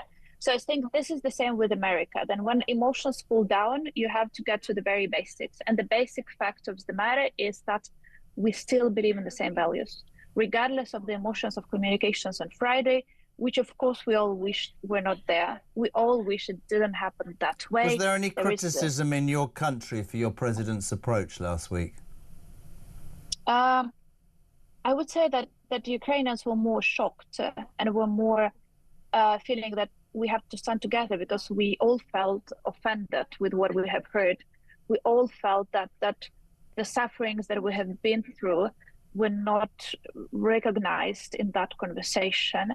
I think there were some elements which probably other people from other countries couldn't feel, but when we heard President Trump saying, "You don't have many cards to play with," that sounded very hurtful to us, because the cards that we have, that we play with, are unfortunately people's lives.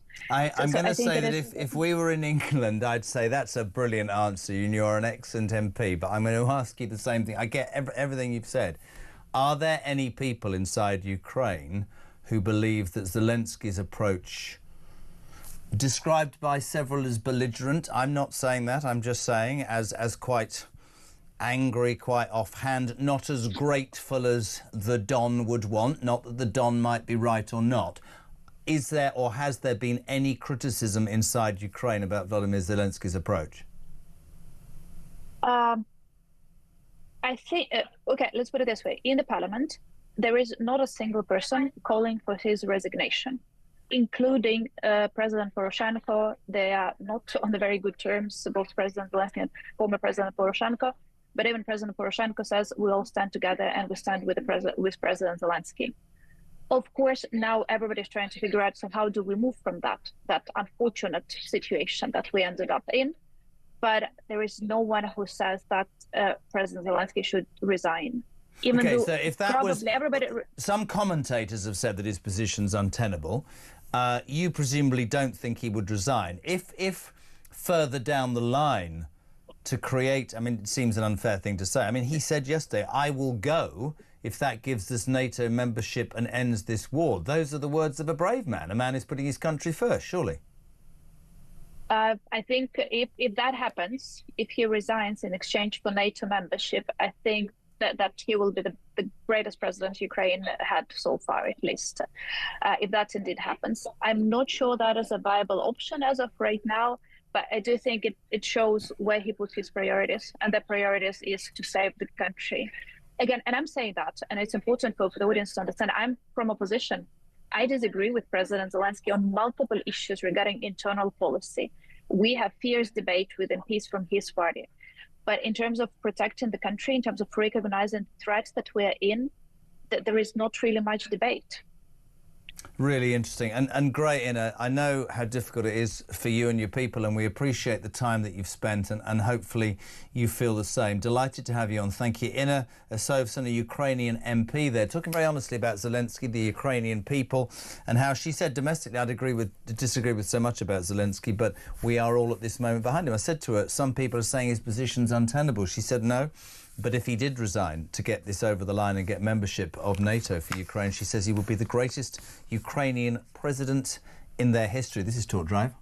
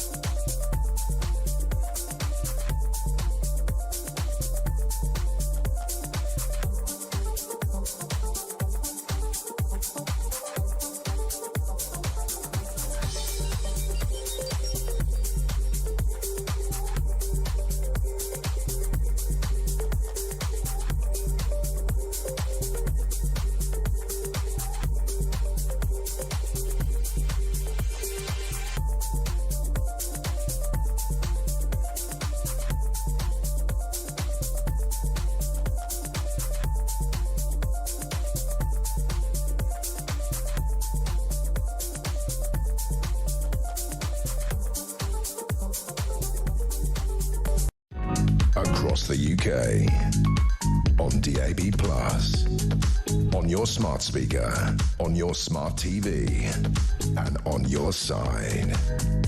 This is Talk. Listen, that Petri Hoskins on from 10, Kev O'Sullivan from 7 with the political silem, 21 minutes to 6 o'clock. We're live across the UK. How about this for a photograph that you won't be able to get? This is how good my wife is. Oliver's got multicoloured pancakes. Look at that. Multicoloured pancakes. She's made honestly, nothing for me. That kid's getting multicoloured pancakes. Brilliant. 0344 499 1000. Hello to David in the Cotswolds. He's right on it. Vance is right, Jez. Half of France capitulated in World War II. The other half collaborated. Eventually they got liberated. Vance knows more than our pathetic politicians and pompous ex-generals. Hello to Phil in Cheshire. I am sick to death of bloody Tories coming on your radio station, talking the talk, making out they're not Liberal Dems and Greens, when for 14 years they acted like wet bedwetters. Brilliant. Does anyone know what Putin actually wants? If he doesn't gain minerals from a peace deal as the US has, then what does he get that will be enough for him to back down? Currently nobody knows, so discussing it seems pretty pointless until we know. Hello to Bill. Bill says, the British people know Starmer is using Ukraine as a smokescreen to cover up how bad things are here. You wait. Reeves will use Ukraine as another reason to tax us or indirectly tax us in the spring budget. That's interesting. Hello to Ali. Let America on its own stop China taking Taiwan. Not our problem. America will cry Article 5, Article 5. They only want Article 5 when it suits them. Let's see them take on China when we stop using all their bases they have around the world. That's an interesting take on everything. And hello, very quickly, Tony in North Yorkshire. Jez, as a 34-year army veteran, I don't blame J.D. Vance, even if he was talking about the Brits. Whenever I deployed alongside US troops, we Brits were known as the borrowers because we could not even stand on our own 2 feet without US logistical help. It's really interesting, isn't it, by the way? All the people that have been really offended, quite rightly to a degree, about what J.D. Vance has said. Every single vet who has come on this station or sent a text since 4 o'clock has said, I understand the criticism. We'll head to London. Dave, you're on Talk Drive. How you doing? Hi, Jeremy. How are you? Not bad for a balding 59-year-old has-been. What you got? Right, so this is going to be very boring for you.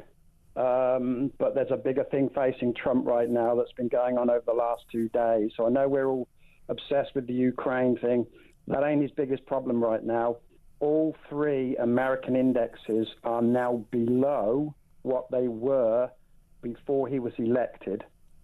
So the NASDAQ, the Dow, and the S&P, they are now at values lower than when they have collapsed a lot over the last 5 Why have they days. collapsed? Mostly because of the tariffs. So every time he opens his mouth and goes, hey, we're going to have some tariffs on Canada. That was a good impression. Yeah, I know. I like tariffs. Now, the reason it's kind of boring for the people in Britain is because if you asked anybody in Britain what is the stock market value today, they wouldn't have a clue what you're talking about. But you ask most Americans know exactly where the stock market is on a day-by-day, minute-by-minute basis. If you go to a gym in America, they're not on the telly watching the football or Coronation Street. They've got Bloomberg in front of them watching the ticker going. So there's 2 things wrong with that. 1, going to the gym, and 2, watching Bloomberg, isn't there? But 2 yeah, dreadful. true. But let me bring it home as reality. I monitor my pension every day. It's gone down £80,000 in the last 5 days. So the Americans also monitor their 401k stocks every day, and a lot of them, and these are MAGA people, they love the economy, they like capitalism and everything else. They're now holding the biggest baby coming. This is going to be a bigger stock market crash than 2008. Very interesting, Dave. I've got to move on. We appreciate it. By the way, you're having a pancake tonight? What are you having on it? What is it? Some Shrove Tuesday, is it? I didn't realise, mate. I better get out there, yeah. Say, stop being boring watching Bloomberg and go make a pancake, you old... I was going to say... Never mind. Let's go to Basingstoke. Simon, what is the point of Basingstoke? My train...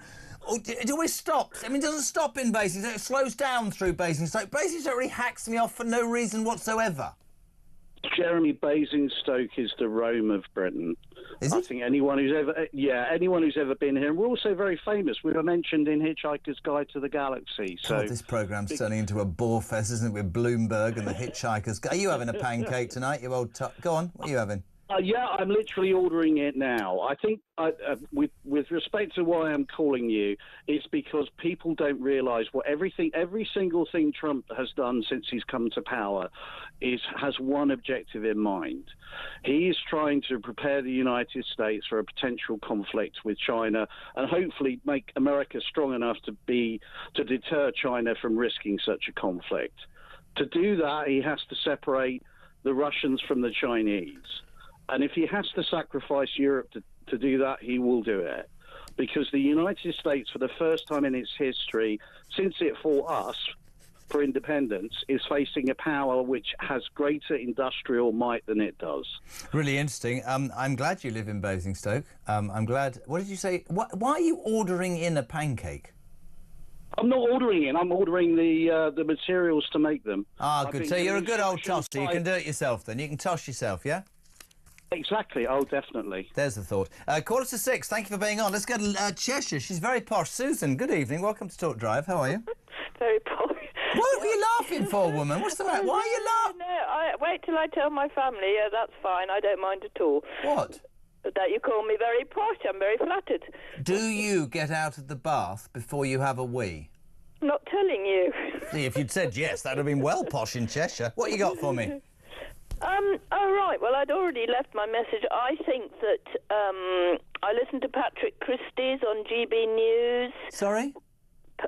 Don't swear at me, woman, or I'll come up to Cheshire and give it... I also listened to Sir John Redwood. Yes. I think that was on your show. Yes, it was. He was absolutely brilliant. Yes. And, no mention of me being any good. I get angry because Trump genuinely, I think, wants the slaughter in Ukraine stopped. Because there are young men in Russia as well as Ukrainians. And I think that he's been absolutely vilified in the Telegraph, which makes me very, very angry. Why are you reading that? Well, I do read it. So you definitely are posh. There isn't much else to read as far as news, but I do watch a lot of talk, your show, and I do watch the other one. Just don't talk about the other one. It's crap. What are you talking about, woman? You were doing great. Yeah, I know, but I'm cross with the Telegraph because they just vilify Trump the whole time, and they're not really understanding fully what he's I think the problem on a serious note, Susan, with somebody like Trump is, and I said it, I've been saying it for months, he is not in the mould of your average politician. He doesn't care what you throw at him, be it legal accusations, who call it fake news. He got, let's not forget this, he got elected with the biggest mandate that any American president has had for many, many, many, many, many, many years. And what he is doing, like him or loathe him, is he's going to carry out exactly what he said he's going to carry out. And if that upsets people along the way, I wouldn't be too worried about the Daily Telegraph. I've said for many years, the British people are starting to get a voice. And it is stations like Talk, allowing people to have the freedom to speak, that help that situation. Now, are you having a pancake, Susan? No. I just want to say one more thing. Oh, God. As far as Starmer is concerned, he's Yes. a waste of space, as we know. Yes. I think he's just posturing and trying to look terribly important because he's had such a bad press all the way from when he was... Completely agree. So he's trying to look important, and I mean, it's pathetic. And so that's my feeling about Starmer. And no, I'm not having a pancake. I'm a bit past. What, you passed pancakes. What's your feeling about Kev O'Sullivan, then? Oh, which one was he? Brilliant. Thanks for tuning in. Susan in Cheshire, it's the best one. What is wrong with the woman? Honest to God. Who's Kevin O'Sullivan, you rude woman? It's a legend. He's on after us at 7 o'clock. This is Talk Drive.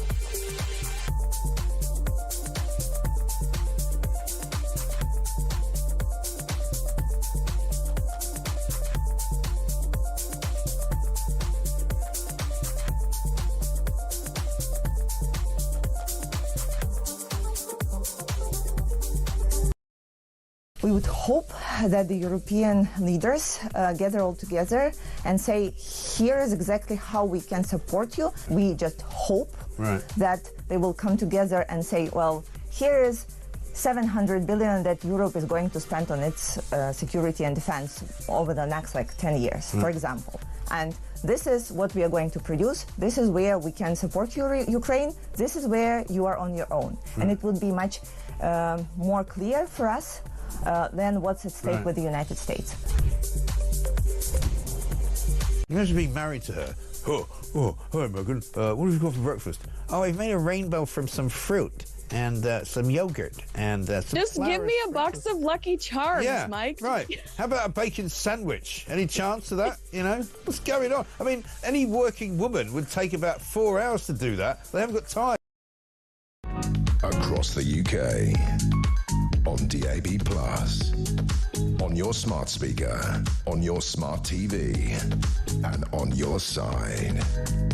This is Talk. About 9 minutes to 6. JK on drive until 7. Kev from 7. Petrie from 10. Which one was he? Sorry? So, which one was he? What do you mean, which one? Kev O'Sullivan is here at... Which one was he? Kev O'Sullivan! Which one was he? Stop it now. Stop it. Stop messing around. It's a legend. It's a friend of mine. Some woman in Cheshire. Kev O'Sullivan. Which one was he? Seriously, honestly, I'm going to have a breakdown. Can we push the sports button, please? Sport Summary on Talk.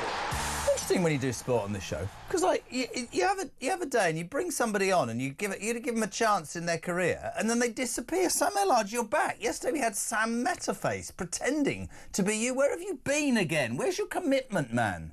You know what? I tell you what. I mean, Metaface is the commentating goat. I mean, how am I supposed to compete with someone like the? I think you're better than him. I got to tell you. I don't believe you, because that's a lie. Sam Metaface is. I mean, he's a commentator. Sam Metaface is everything I want to be. So you know, is he really? I almost feel bad that I'm now on the show taking the space of someone like a Sam Metaface. You know. Let me get this absolutely straight. He does dancing on ice, doesn't he? On the BBC. That's one of the many things he does. Yeah. Yeah. And you want to be him. Well, let me tell you something. I believe that you will surpass him because of your ability and your talent. You know what, JK? I really like it when you're nice to me. How are you? What's been going on? You all good? Very good. I just wanted to talk. I wanted you to compliment West Ham. 2 victories on the bounce. Doing quite well now. Really good. I mean, I think the appointment of Graham Potter is going to be a good one, certainly long term. And I think there's a team there where you've got some really talented players in it. I definitely think, you know, get through the end of the season. He's got Simon to bring in his own players. I think he's a good coach. I think you've done really well to get Graham Potter. What did I say to you in January when you told me I know nothing about cricket, when I said it's time for Jos Buttler to go and the next England captain should be Harry Brook? What did I say to you? Don't ever say you know nothing about cricket. Hold the school record, me. 6 overs, 3 maidens, 6 wickets for 3 ones. Batted number 6, captain for 7 years, stood at first slip and loved the tees. 6 wickets for 3 runs? Yeah, what school record that was, yeah. Played for Berkshire. I'm not surprised. That must be even more than a school record. That's What were you bowling? Oh, well, in those days, you had to bowl with a pudding. It was that old. It wasn't even a cricket ball. Let's crack on. Champions League football tonight. We didn't do very well on our predictions last week, I don't think. But tonight, PSV Arsenal, Club Brugge Aston Villa. Talk to me. Well, I can talk to you and I can give you a live goal update if you want, because the Club Brugge game v Aston Villa started at 5:45. It's Club Brugge 0, Aston Villa 1. And as you come to me, Marcus Rashford, we're doing live commentary here. Leon Bailey's got the ball. Marcus Rashford has a shot saved by Mignolet, so it stays Club Brugge 0, Aston Villa 1. Who needs Sam Matface in the commentary when you got me? So Villa 1-0 up. Club Brugge, you just said. Club Brugge. Well, I say Club Brugge, but European football experts, they go Club Brugge. They do. Club Brugge. They do, I promise you. Watford. And they're going to call Watford Watford. Right, listen. Go on. Yeah. So why do they play Champions League games at 5:45? This is messing with my head. What's all that about? Yeah, no, I actually agree with you. I think all Champions League games should be 8 o'clock kickoffs. I think it's just simply to get sort of another game, not another game on TV, but to allow people at home to watch kind of, if you like, back-to-back games. Sort of, you know, how in the Premier League on a Saturday there'll be a 12:30 game. So I think it's just about TV money. Aston Villa, it's over 2 legs, will win that. I think they will advance to the... Is this the quarterfinals or the last 16? Last 16. They'll get to the quarterfinals. PSV Arsenal. Let's talk about Arsenal. A lot has been said. Beautiful football. It's going to be great. No forward. Didn't sign. It's all gone a bit, wrong, hasn't it? Their last chance. I don't think they're going to win the Premier League in any which way at all. Massive game for them. But again, no striker. That as the days go by, that looks like the biggest mistake Arsenal could have possibly made is not buy a bona fide centre forward in the January transfer window. Yes or no? 100% agree with you. I think you can even go further back and say they should have brought somebody back in last summer, and that was before all the injuries came in January. I think Mikel Arteta's done such a good job there. I do like the team. I think it's an exciting team. They progressed really nicely, and yeah, it just felt as if sort of last summer that extra piece in the jigsaw to get over the line was that centre forward. They didn't get it, and then of course, to make matters worse, so many of their players have been injured, and they're literally down to 3 attacking players, and one of those is a kid, a teenager, in Ethan Nwaneri, and the other one's Raheem Sterling, who, let's be honest, looks maybe a little bit past it. They're out the Premier League title race, they're not winning that. They're out of the FA Cup. It is now all on the Champions League. I think despite all their injuries, I think over 2 legs, they'll still have enough to get past PSV. But then in the quarterfinals, they'll play either Real Madrid or Atletico Madrid.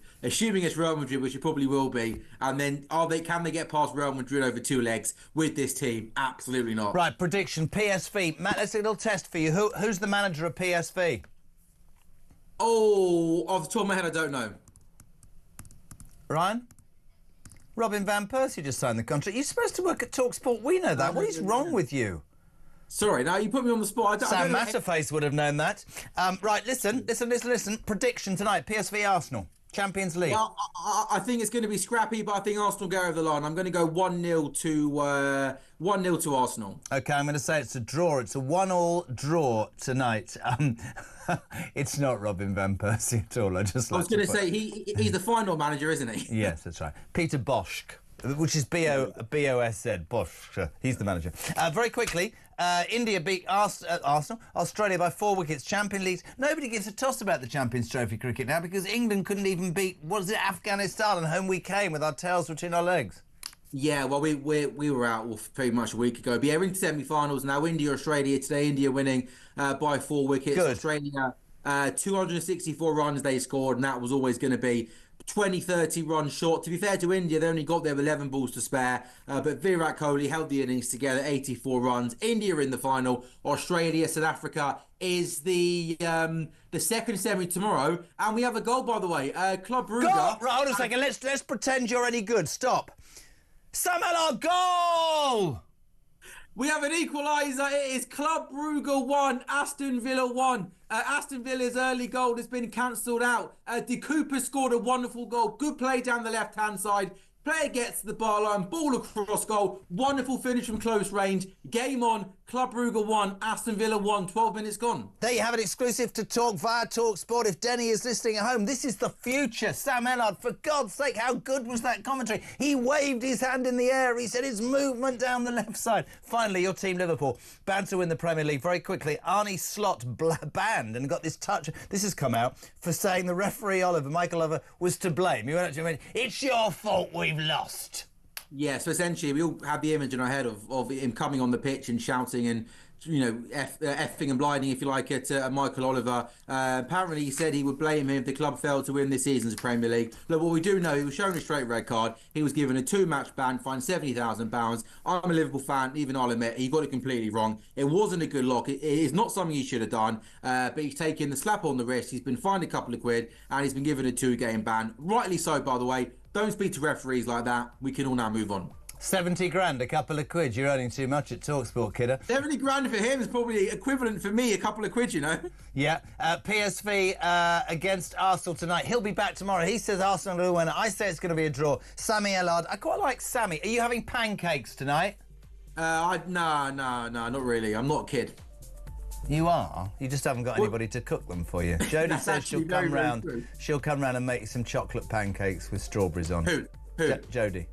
I'd absolutely love that. If Jodie wants to come over, she's great company. Jodie is one of the... Not sure Cameron would like it. Get off. Right, listen, thank you very much indeed. Bye, Sam Ellard. We're back next with Dr. Andrew Murrison, MP, former Defence Minister. This is Talk Drive. News next.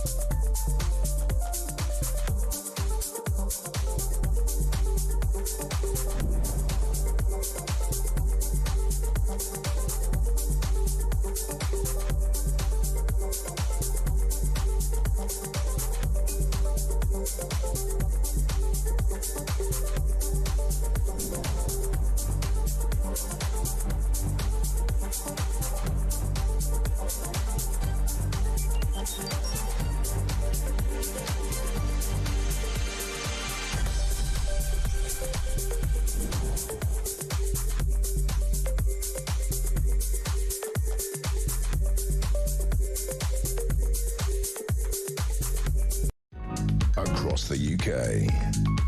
On DAB+, on your smart speaker, on your smart TV, and on your side.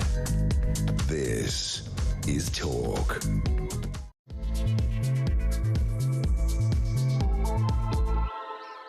Welcome back, third and final hour of Drive. We're live across the UK on Talk, the home of free speech and common sense. Thanks for tuning in. 0344 499 1000, text to 87222. So many of you trying to get on. Hello to Steve in Cambridge. He loved Poppy earlier on. Hello to Mark. Why should the American taxpayer continue to pay for European welfare spending? That's how they see it. Couldn't agree more. Peter Cox, good afternoon, Jez.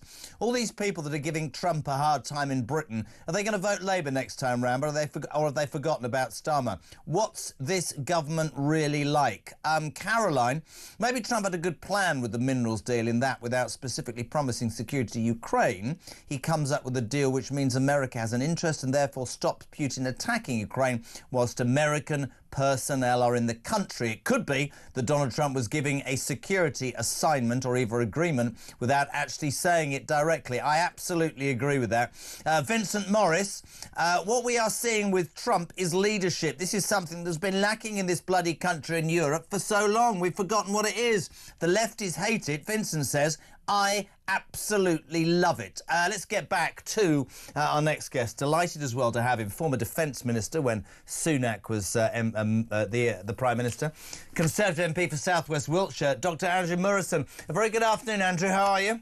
Hello, Jeremy. Very well. You? I'm good. I should point out that you served in Iraq with US forces in 2003. Now, we can talk about Zelenskyy till the cows come home, and we can talk about Trump and his approach, but most people today have got their knickers in a twist about J.D. Vance. And whilst I think this annoyed you, I've got some very interesting response. But let's just play, if we can, Andrew, what J.D. Vance said about, well, that's caused such outrage. Press the button, please. If you want to actually ensure that Vladimir Putin does not invade Ukraine again, the very best security guarantee is to give Americans economic upside in the future of Ukraine. That is a way better security guarantee than 20,000 troops from some random country that hasn't fought a war in 30 or 40 years.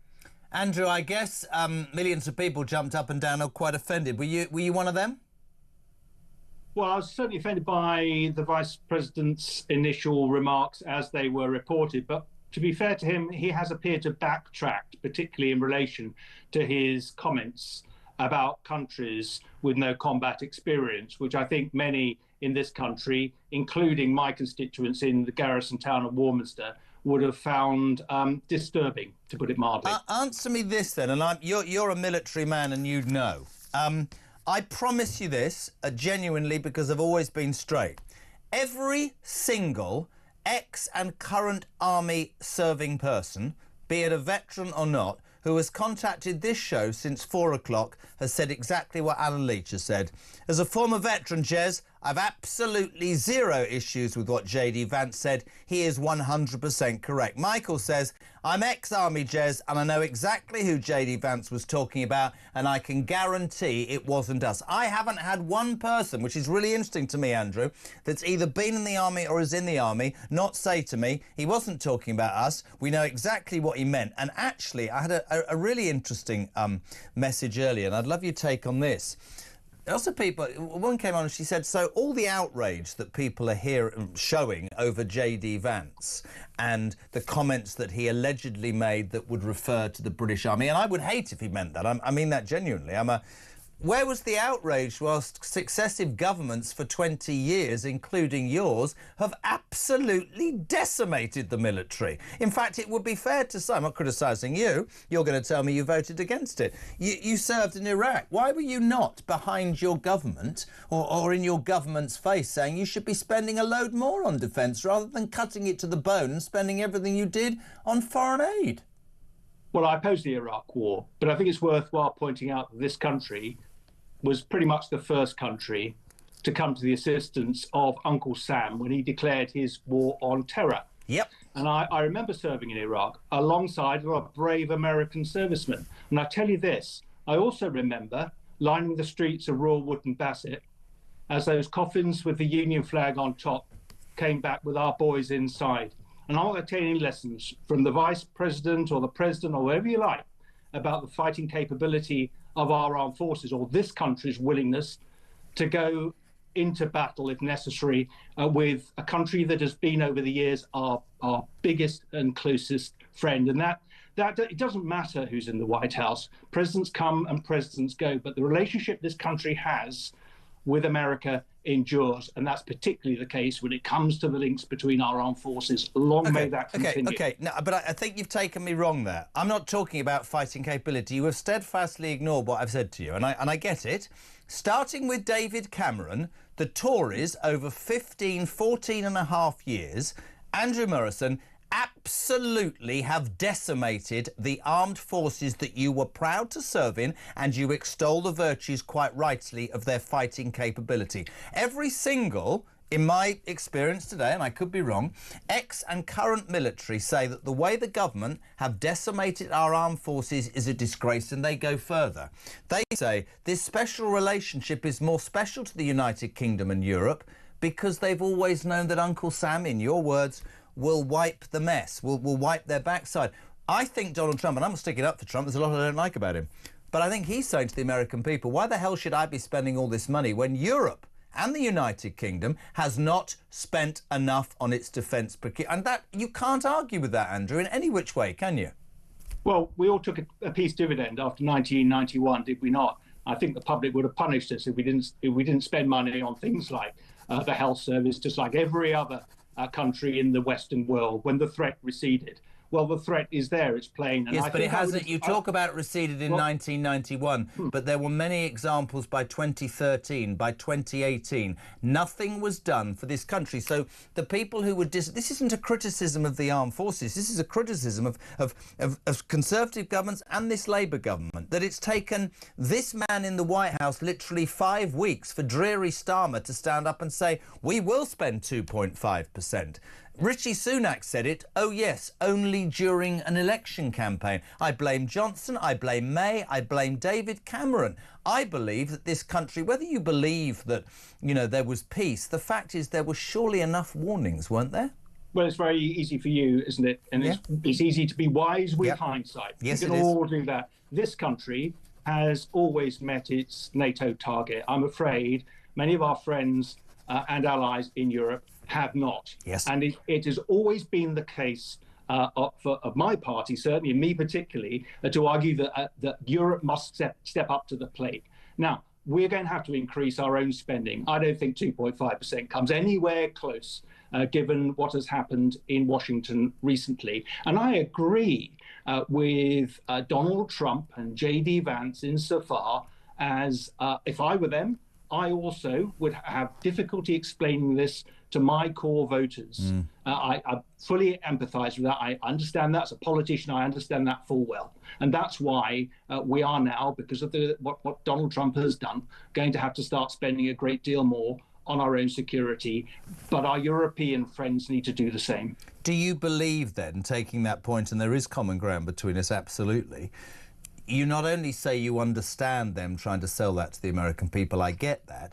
Do you, despite you talk about peace in 1991, it would be fair, would it not, to say there were plenty of warnings in the 20-plus years after that, nearly 30 years, whereby successive governments... to me, and tell me I'm wrong, I think people in successive governments saw military cuts as the easy target. I really do. And of course, Trump is Trump. But, you know, I remember in the last election, Andrew, I was brought up a Tory all my life. I didn't vote for the Tory party because the things that I was brought up to believe in, a strong military, strong borders, not a fear of crime, but enough policemen and women on the streets to get the intel to deal with criminals. I wasn't hearing that from your party. I'm just being honest to you. I was hearing that from Reform, and then one of you lot stood up and said that's far right. It's not far right at all. I think our military has been decimated, and I have to say that the biggest responsibility for that lies with 14 years of Conservative rule. You have to, as an ex-serviceman, agree with that.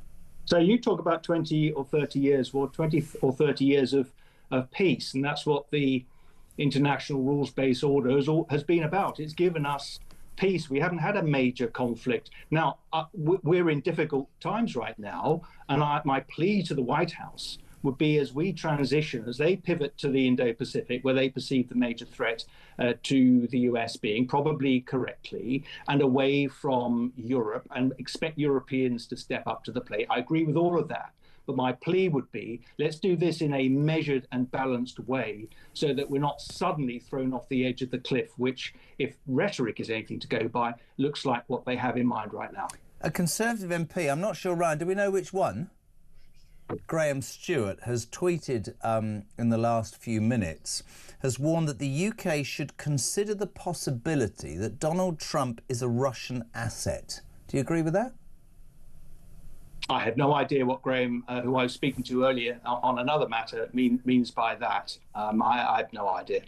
Well, that's what he's tweeted. He said that UK should consider the possibility that Trump is a Russian asset. As a military man, war's horrible. Nobody wants to see what's going on. I absolutely understand that. It's how far you go, isn't it, to get, Andrew, that peace. What did you make of the Oval Office debacle last Friday when you watched it unfold? Well, I was amazed. Like most people, my jaw dropped to the floor. Those sort of conversations do go on, but usually not by design in front of a camera for very obvious reasons.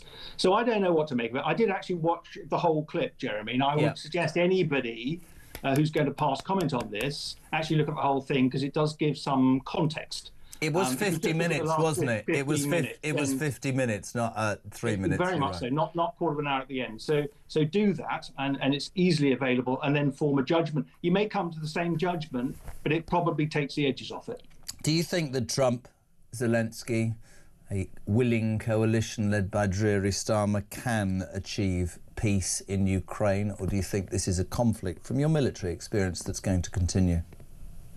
Well, I see no end to it at the moment, so we could end up with a career-type situation where we effectively draw a line somewhere, and that goes on indefinitely. I can see that happening. I can also see an Afghanistan situation, the Soviet-Afghan War of the 1980s, which ended extremely badly for Russia, basically a war of attrition.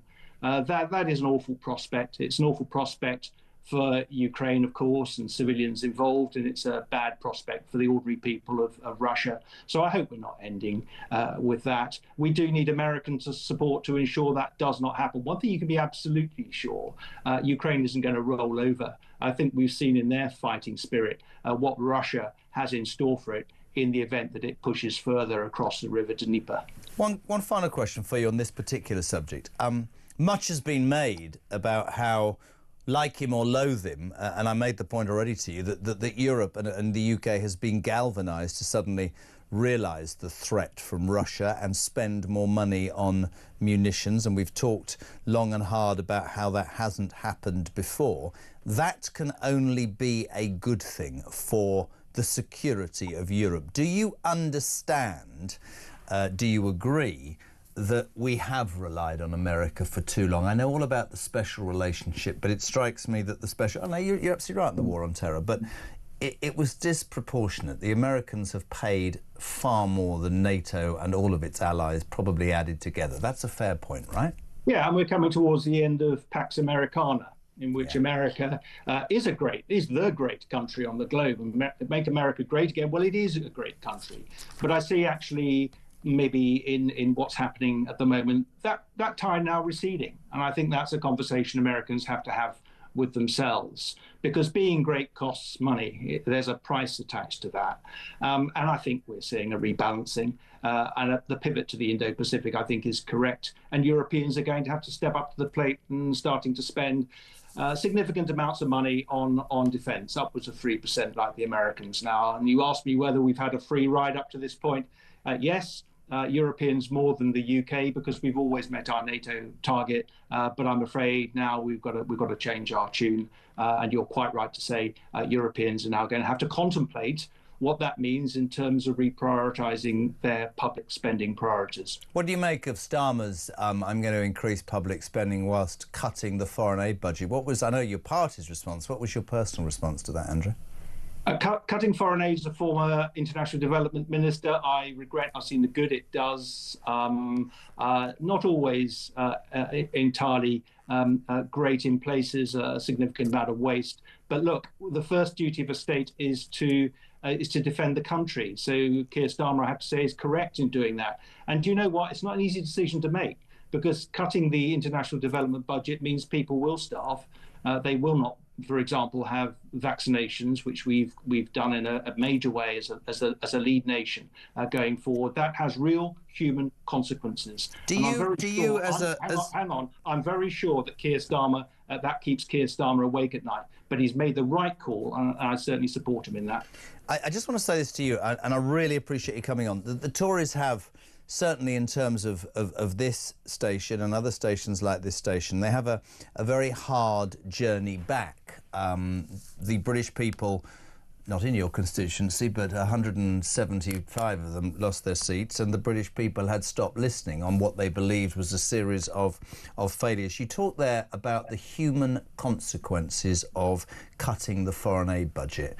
I would never tell you how to do your job, but I do believe that politicians in this country need to understand how the British people see the human consequences of mass immigration, how they see the human consequences of a national health service that doesn't work, how they see the human consequences of knife crime at ridiculous levels all over this country because it was Theresa May, let's be honest, who started by cutting the police. And I do think, but whether it's Nigel Farage or Keir Starmer or the Tories under Baden, I do think there is a point to the point for me about this whole Trump phenomenon, if that's what you want to call it in America, is he gets elected by saying to the American people, I'm going to make you safer, richer, prouder, and I'm going to stop illegal marriage. Now, you're smiling, but I'm going to tell you, Andrew, any politician that had the courage, or whatever you want to call it, to stand up and say that in this country, in my humble opinion, would sweep to power in a heartbeat. And I don't understand why politicians don't do that more. Can you help me understand that? Well, let's see. It's very early days, isn't it, in the Trump administration? So he's effectively got until October. I'm not November sticking up for Trump. I'm talking about here. I'm talking about here. Well, I mean, you're drawing a comparison. So let's just see what the Trump administration does, particularly economically, and particularly in its tariff wars. Mm-hmm. And, you know, I'm not so proud that I'm not prepared to learn from others. So if he succeeds, well, good on him. My priority as a UK politician is obviously to do what I can to preserve that special relationship over the next 3 years and 9 months, and to ensure that we get out of this what appears to be rather chaotic performance in Washington right now the best deal possible for the UK. And let's hope we can extract ourselves from this at some point in a relatively favourable position. And this just in from, I think it's Mary. She says, how do you believe your party can get support back in this country, in the United Kingdom? How are you going to do that? Well, I think we have to be honest with people about what's gone on in the past and what we propose doing in the future. We have to look credible as a prelude for coming up with a slate of policy proposals that make sense to people, which they think we're actually going to carry out in office. It's not that difficult, is it? Well, it was, because the biggest criticism of the Tories was that they didn't actually do what... I mean, every politician that's Tories said this to me. We didn't do what we said we were going to do. Well, you've just asked me what my solution is, and I've given it to you. Interesting. Listen, really good to have you on, and thank you for the perspective from an ex-Defence Minister. Really appreciate it. Dr Andrew Murrison, MP, Conservative South West Wiltshire, served in Iraq 2003 alongside US forces. He makes the point, maybe a really interesting point. It's all a bit bluster at the moment. Let's wait and see what happens with America. Difficult to get him to pin himself down on military cuts from the Tories, but, you know, the man believes that we will get it right in the long run. Very interesting. 21 minutes past 6. We're live across the UK. Are we going to a call straight away, are we? You want to, is that right? Ryan's in charge tonight. Pancake day. He's very busy. Very bossy today. Is Mrs. Ryan making you pancakes? Oh, she's such a tosser. Dave's in Basildon. Hello, Dave. What's happening? Yeah, hello there. I was listening to that idiot Tory MP. Oh. If he was that concerned about defence, he would have resigned from the government, not carried on just making the odd little comment, and they're going to do nothing. They cannot understand that they've got to really start spending about 4% on defence. They can't even protect their own borders. The Tories were every bit as guilty as this lot. But the problem I've got, Dave, is just occasionally, right, because I'm not the standard of... I'm not a journalist in the mould of Mike and Julia and all that, but here's what I don't get, right? There's a man who defended and fought for this country. Fantastic. Really appreciate him coming on. And it's very difficult when you work and you're in the confines of a political party, but there is no getting away from the fact, right? And he said to me, the world was different, that's why we cut defence. Well, no, Crimea was annexed in 2013. There's plenty of examples of how Russia was gaining power. The fact of the matter is, a variety of Conservative prime ministers, in my humble opinion, cut the defence budget to its barest minimum, whilst Boris Johnson is to blame as well. Net zero, bloody foreign aid budget, and this is where we're at. And I am not... Everybody's going, oh, I'm not sticking up for Trump at all. There's much about Trump I don't like. But why the hell should the American people fund our defence? We should defend it. We should fund it ourselves, and we should start by looking after our servicemen and women and our military capability before we pay for every other bugger to come into this country and have a great life to the detriment of British people. What's wrong with that? Nothing. It is absolutely my feelings and always has been. But the politicians don't care about the servicemen.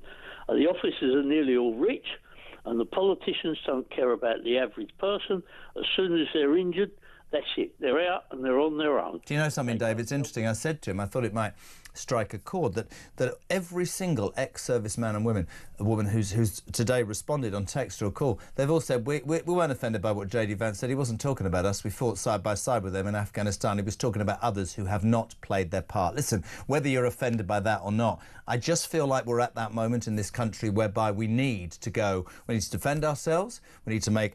and he didn't like the analogy, but somebody texted me yesterday, I think, and said, can you imagine if we had a Prime Minister who went, right, I'm going to make you richer by lowering taxation. I'm going to make you safer on the streets with police, and the military is going to be strong, so we're defending it. We're going to shut the borders, and we're going to make sure your public services are not geared to every other bugger, but in fact to you, because you're the ones that pay your stamp. Can you imagine how successful that person would be? They get 600 seats. I think so too. Dave in Basel are not so mad after all. Thank you very much indeed. 6:25, live across the UK. So much to get into the next 35 minutes ahead of Kev. 0344 499 1000. This is Talk Drive.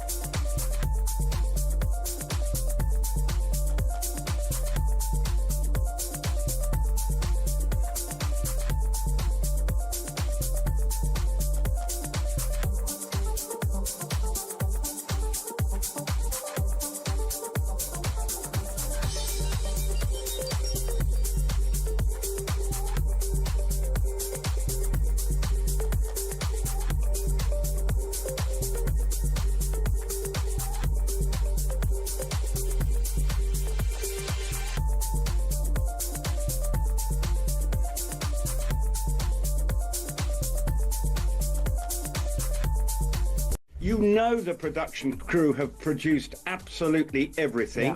The list of friends, there's a Korean cook who comes in who was asked to be part of the programme. And I may be wrong, but he looked as if it was the last place he actually ended up wanting to be at.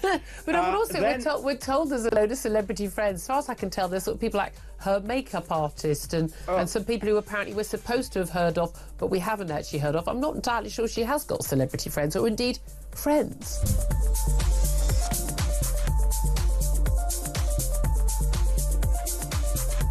We would hope that the European leaders gather all together and say, here is exactly how we can support you. We just hope that they will come together and say, well, here is 700 billion that Europe is going to spend on its security and defense over the next 10 years, for example. And this is what we are going to produce. This is where we can support Ukraine. This is where you are on your own. And it would be much more clear for us than what. Across the UK, on DAB+, on your smart speaker, on your smart TV, and on your side. This is Talk. 6:27, hello to Chris. He says, Jez, our country have over the last 20 years slaughtered our armed forces. They've spent more money for overseas aid instead of keeping our armed forces in tip-top form. The MP you're talking to is not on the right plane. Keep funding your service well every year and they'll be ready to protect this country. Now we cannot even stop illegals. Listen, Andrew Murrison has his view, but I was trying to get him to answer whether he believed the Tories were systematically responsible over 15 years nearly of government for cutting back the armed forces. Hello to Will in Fleet. Ask the Tory why pensions are part of the 2%. Sorry, he's gone. Mike, rubbish, Jez. I, as a veteran, have messaged more than once that Vance is wrong. Well, I haven't seen it, but I'm reading it out now, Michael Wilkinson, and lacks knowledge of the UK's fighting capability, yet you're saying nobody has decried him. Mike, 12-year, 4 operational theatres veteran. Well done, see? Different view, don't mind that at all, Mike. Thank you very much indeed. Hadn't seen it. Stuart, Jez, it's a very dangerous world now. America are coying up to the most dangerous countries, Russia and Iran, particularly when Trump is blind to their leaders' many evil acts. That could be very interesting. Jez, you're bloody funny this evening and not just a pretty face. See? See? Still got it. Amy's nearly fallen off her chair. That's from David. No, it's not from Natasha, I'm joking. You're never too old for a pancake. I've just turned 70 and just finished my 3rd one. Jason, hello, Jez. Reed Basingstoke is also known as Donut City, as it has a load of roundabouts. I also had forgotten it was Pancake Day. Ryan delivered another great line in the history of JK's Drive Show, ladies and gentlemen, during the break. This is what happened. Even Amy was like, God, you're boring. He went, Lauren has prepared the mix, and when I go home, I'm doing the tossing, and then we'll put it on Instagram later. Wow, that'll be worth watching. 6:38 344 499 1000. I'm going to change tack now because the story that absolutely grabbed you yesterday was this appalling story that Britain is paying almost £180,000 an hour, ladies and gentlemen, to switch off wind farms because there is nowhere for the excess power to go. So-called constraint payments, where turbines are switched off to help balance the grid, have already cost an unbelievable 252 million quid since the beginning of the year. And on those estimates, it will cost the British taxpayer £1.5 billion, which is absolutely enough to not have to freeze pensioners to death. We're delighted to be joined by the former CEO of Energy UK and former Treasury Minister, Angela Knight. Angela, a very good afternoon. How are you? I'm fine. How are you? Oh, God, look at you. All right? You outside? Oh. Oh, no. Yes, I am.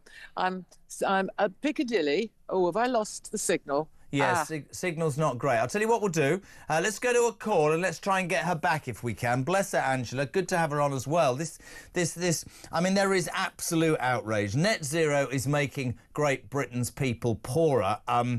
It prices up electricity. Everybody knows this. And infrastructure cost is huge. It's a short-term gain for what when we've got oil and gas under the ground? It doesn't make any sense. We'll try and get Angela back. 0344 499 1000. Claire, no. I'm not saying that at all. Rob Newman, sorry, I think Trump has sold out Ukraine because either Putin has something over him or he knows he can't beat Putin, and it's with the first thing. Interesting. To the phone lines, Gloucestershire. David, you're on Talk Drive. Good evening.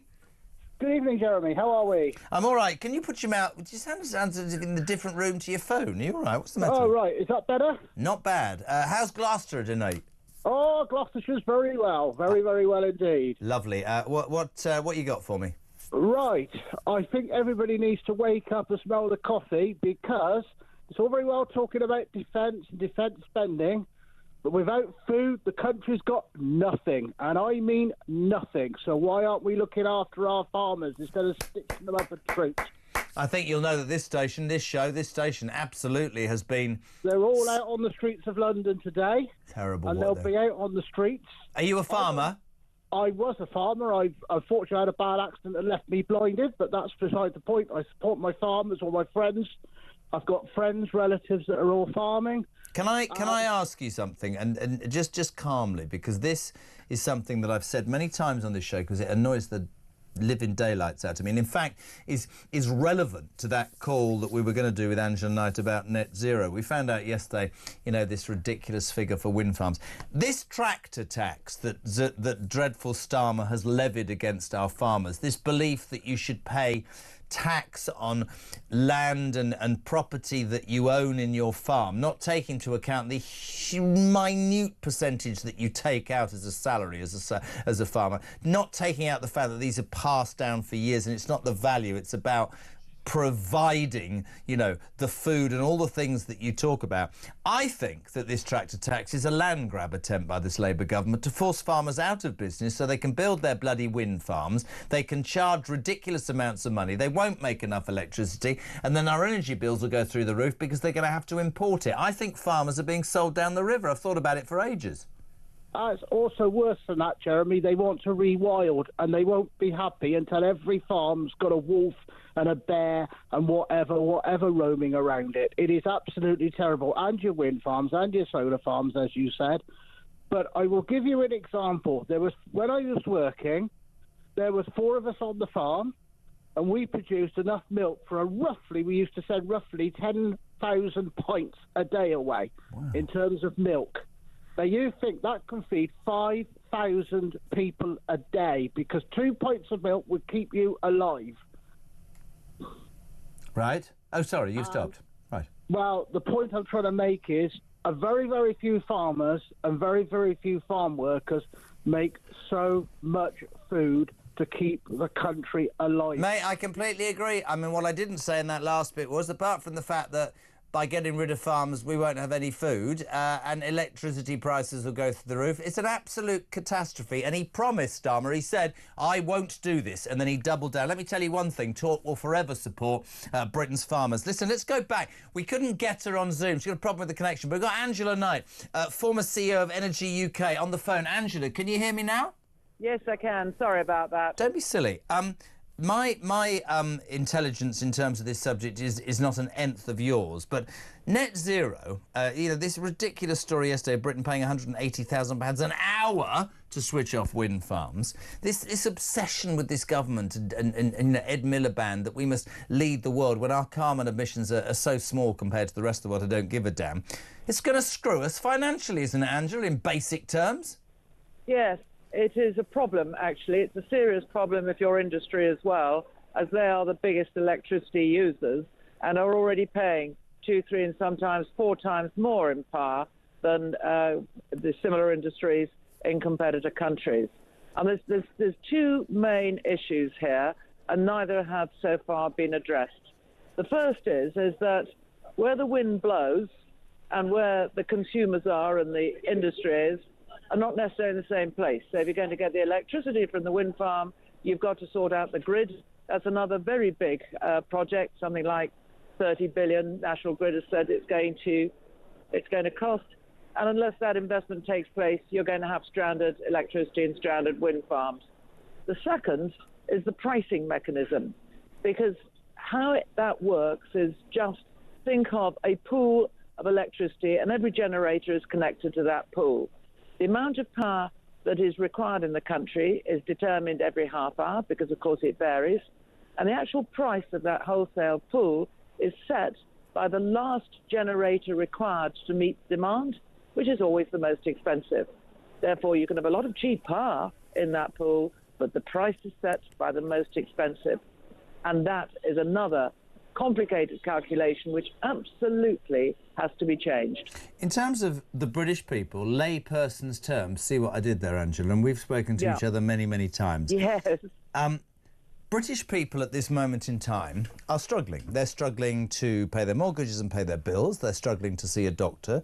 The NHS is on its backside. Our public services are stretched. We don't even need to have a discussion about immigration. We're talking about people. Correct. When people hear this, when they see what they believe to be political ideology driving us to financial or even greater financial ruin, when they hear £1.5 billion a year spent switching wind turbines off because there isn't the place to store it, when people, everyday normal people, well, let's take a pensioner whose heating they can't afford this winter because they've lost their allowance, and then they see the government spending this sort of money. As a CEO of an energy company in the past, can you understand why people are massively, massively anti this whole thing? Massively.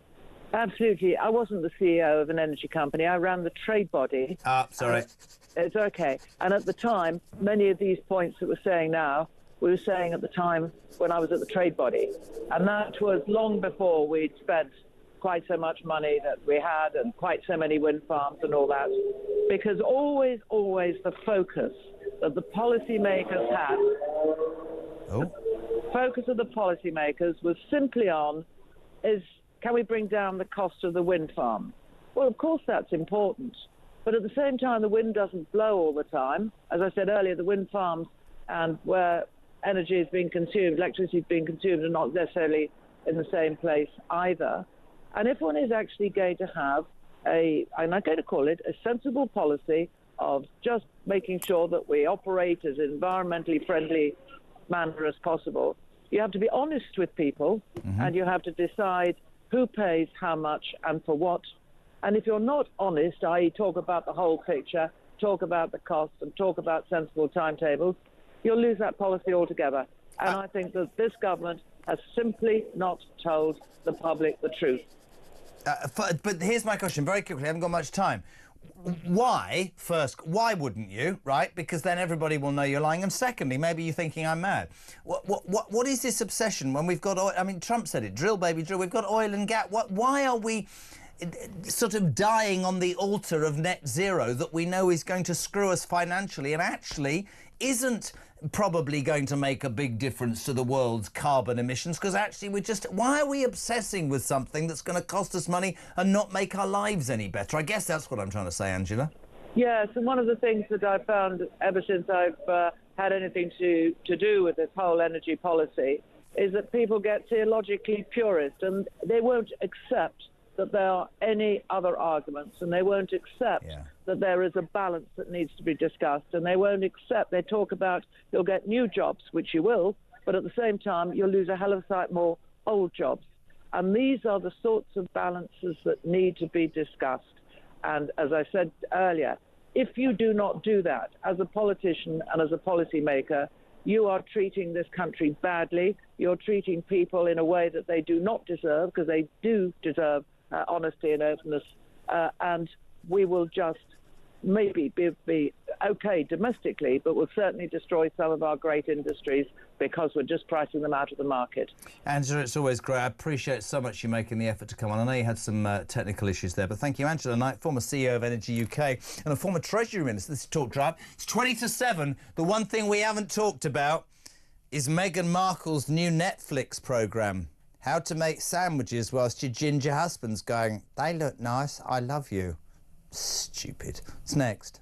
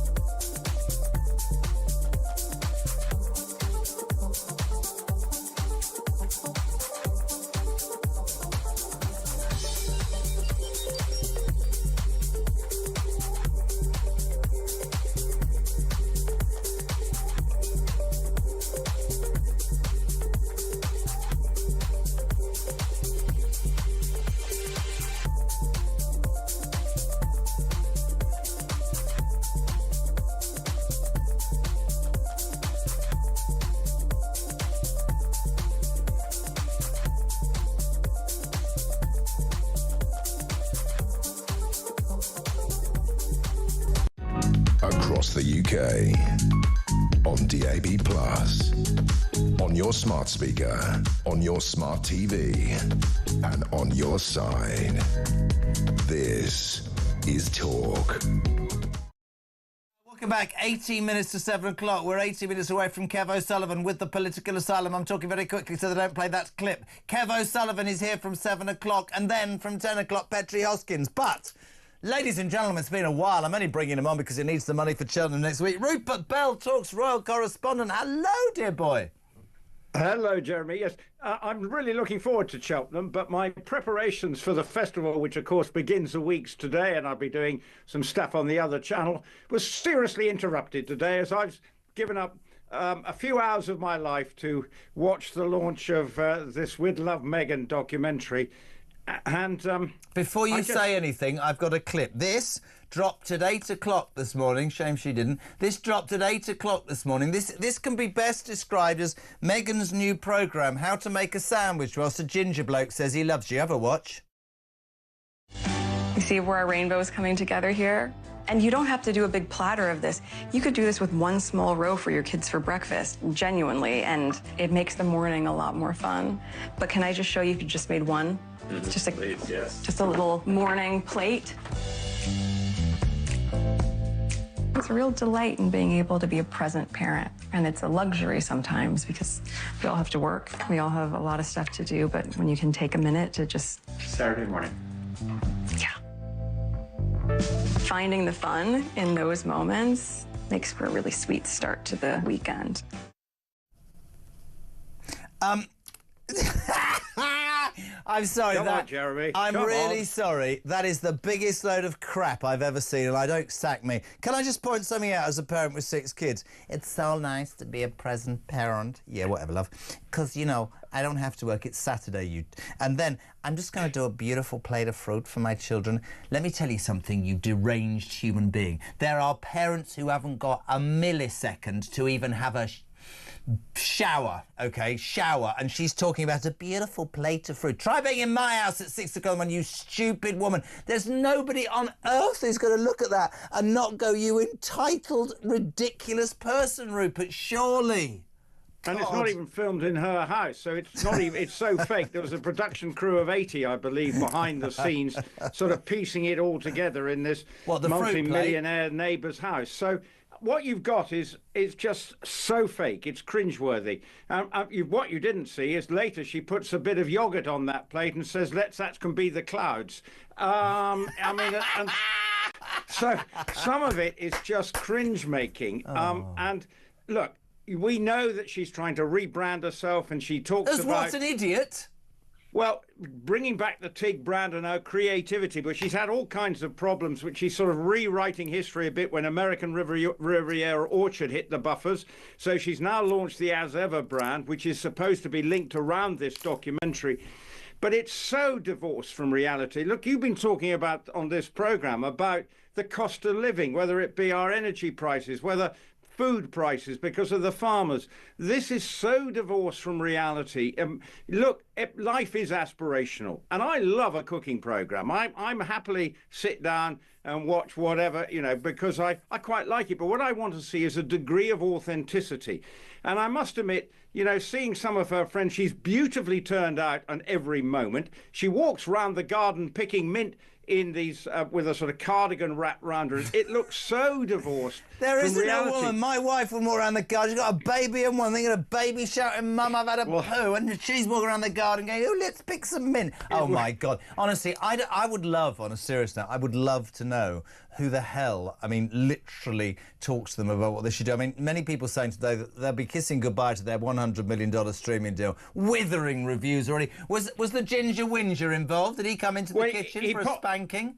He pops up at the end and she congratulates everybody in her family. But I can assure you her hands have not done a day's gardening in their life, because the garden is the most impeccable garden that I've ever seen. So there's obviously a row of staff managing that. It is. This is the problem with I've it. never known and you a lot so of her angry. friends are coming along. They're not actually. Yes, they're her friends. One's a wife of one of Harry's polo playing chums, and then there's the makeup artist, and there's one or two others who come in. but it all just creates a sort of, and they walk in through a door and go, hello, hello. It's just know it's been staged. Some producer says, action. In you walk. She's been there for an hour. It's so unscripted. What we wanted to see was why not be in their kitchen where there's probably stickers on the fridge, drawings from the kids. You would see a degree of actually, the truth is there probably isn't, because she's probably so far removed from the reality that you're talking about. I mean, I've always believed, and listen, we all get criticised for many things in our lives, but to me, it's another example of trying too hard. I don't give a toss about her plate of fruit or her cake. I've said it from day one.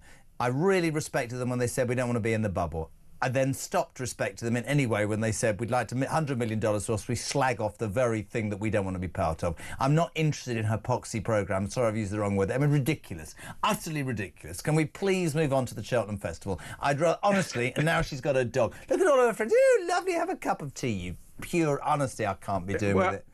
It gets worse at times throughout the programme. Was it worth the money watching it then? Did you? Well, how long did you have to watch it for?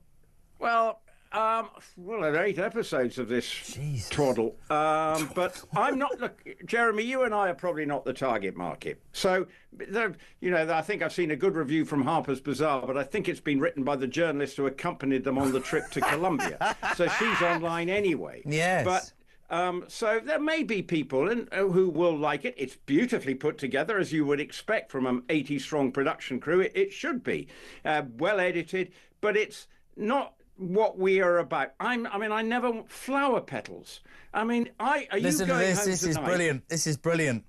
Jez, are you going to go home tonight and have flower petals on your food? How on earth can that woman be in a position to give advice to working mothers? Entitled at its best, but my favourite comment so far from Crystal Thorne. Meghan is an idiot. Yoghurt for clouds. Everyone knows you use cottage cheese, you bloody amateur. Right. Well, if you say so, Jeremy. Anyway, Constitution Hill or brighter days ahead. Right. Listen, Cheltenham there next week, every day. Big day Thursday and Friday. Bring in the wife. Don't say anything untoward. Best of the week for me, quickly. Lucky place each way. Stairs hurdle. Really interesting. For me. I don't know. I'll be talking about it next week. There's 2. I've got work to do. I'm not going home to watch Meghan Markle and Harry. Rupert, can I just say you look very smart today in your rugby shirt. My regards to Mrs. Is Mrs. Bell still around, or has she disappeared?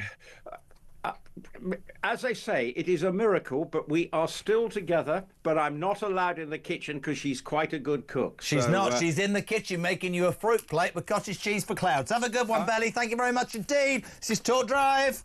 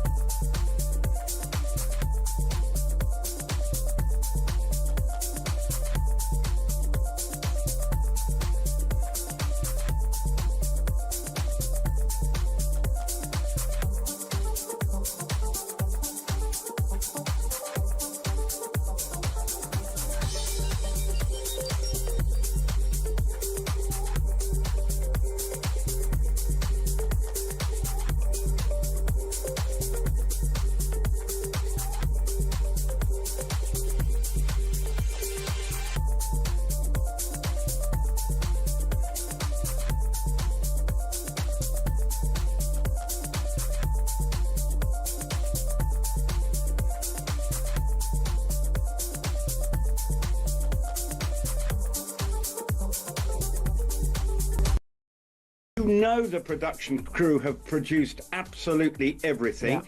The list of friends, there's a Korean cook who comes in who was asked to be part of the programme. And I may be wrong, but he looked as if it was the last place he actually ended up wanting to be at. But also, we're told there's a load of celebrity friends. As far as I can tell, there's sort of people like her makeup artist and some people who apparently we're supposed to have heard of, but we haven't actually heard of. I'm not entirely sure she has got celebrity friends, or indeed friends.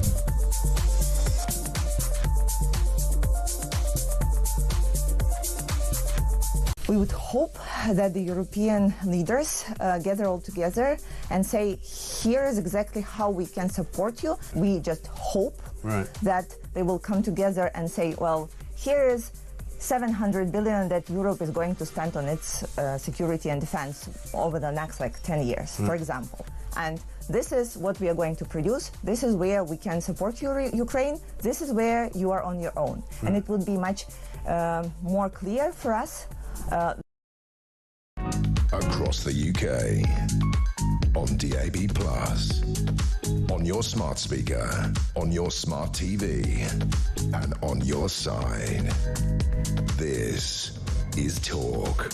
Welcome back, 6 minutes to 7. Let's get back to actually, let's just read these quickly. Ross, 17 years so far in the Navy. Ships going out 3/4 full of crew. Ships breaking down at sea. Ships being sold for next to nothing to other countries. We wouldn't last a week in a war. JD Vance is right, says Sam in Plymouth.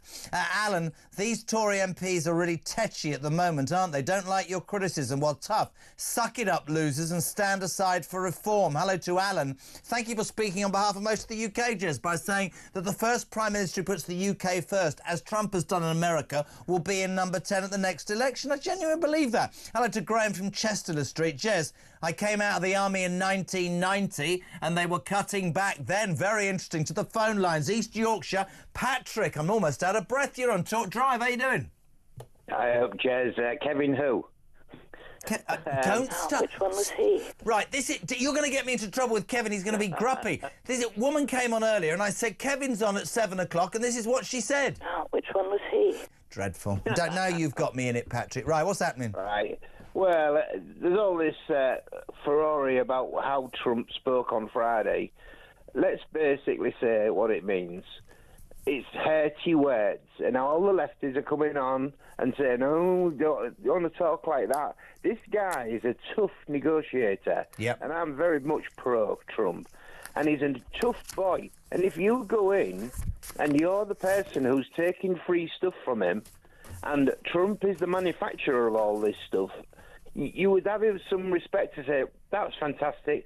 How can we get this better? How can we get peace? What do you want, Mr. Trump? Because Zelenskyy doesn't have any cards at all, to be fair. It's really interesting, though, if you watch... I mean, there's two ways of saying that, right? You look at Macron... I don't even know why I'm doing that accent. I hate him.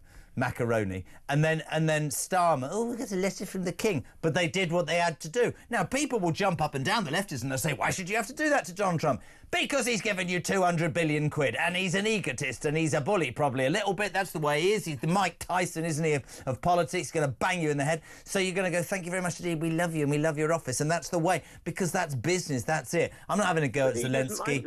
I didn't find the whole thing palatable. My point has tried to be all this week is that, you know, this is a man who stood in America and said, this is what I'm going to do, and that is what he's doing. And if you're an American person, his approval rating's going through the roof. Whatever people tell me about the markets, his approval rating continues to rise in America because he is doing for the American people what he said he was going to do, right? He doesn't like... I mean, I bet he was really pleased to get rid of both of them out of the White House, to be fair. Sam has sat there, sucking up to him, giving him a letter. A letter... He should be telling him what we want. He should be telling him how we're going to back him. Everybody's got sympathy for Ukraine, everybody.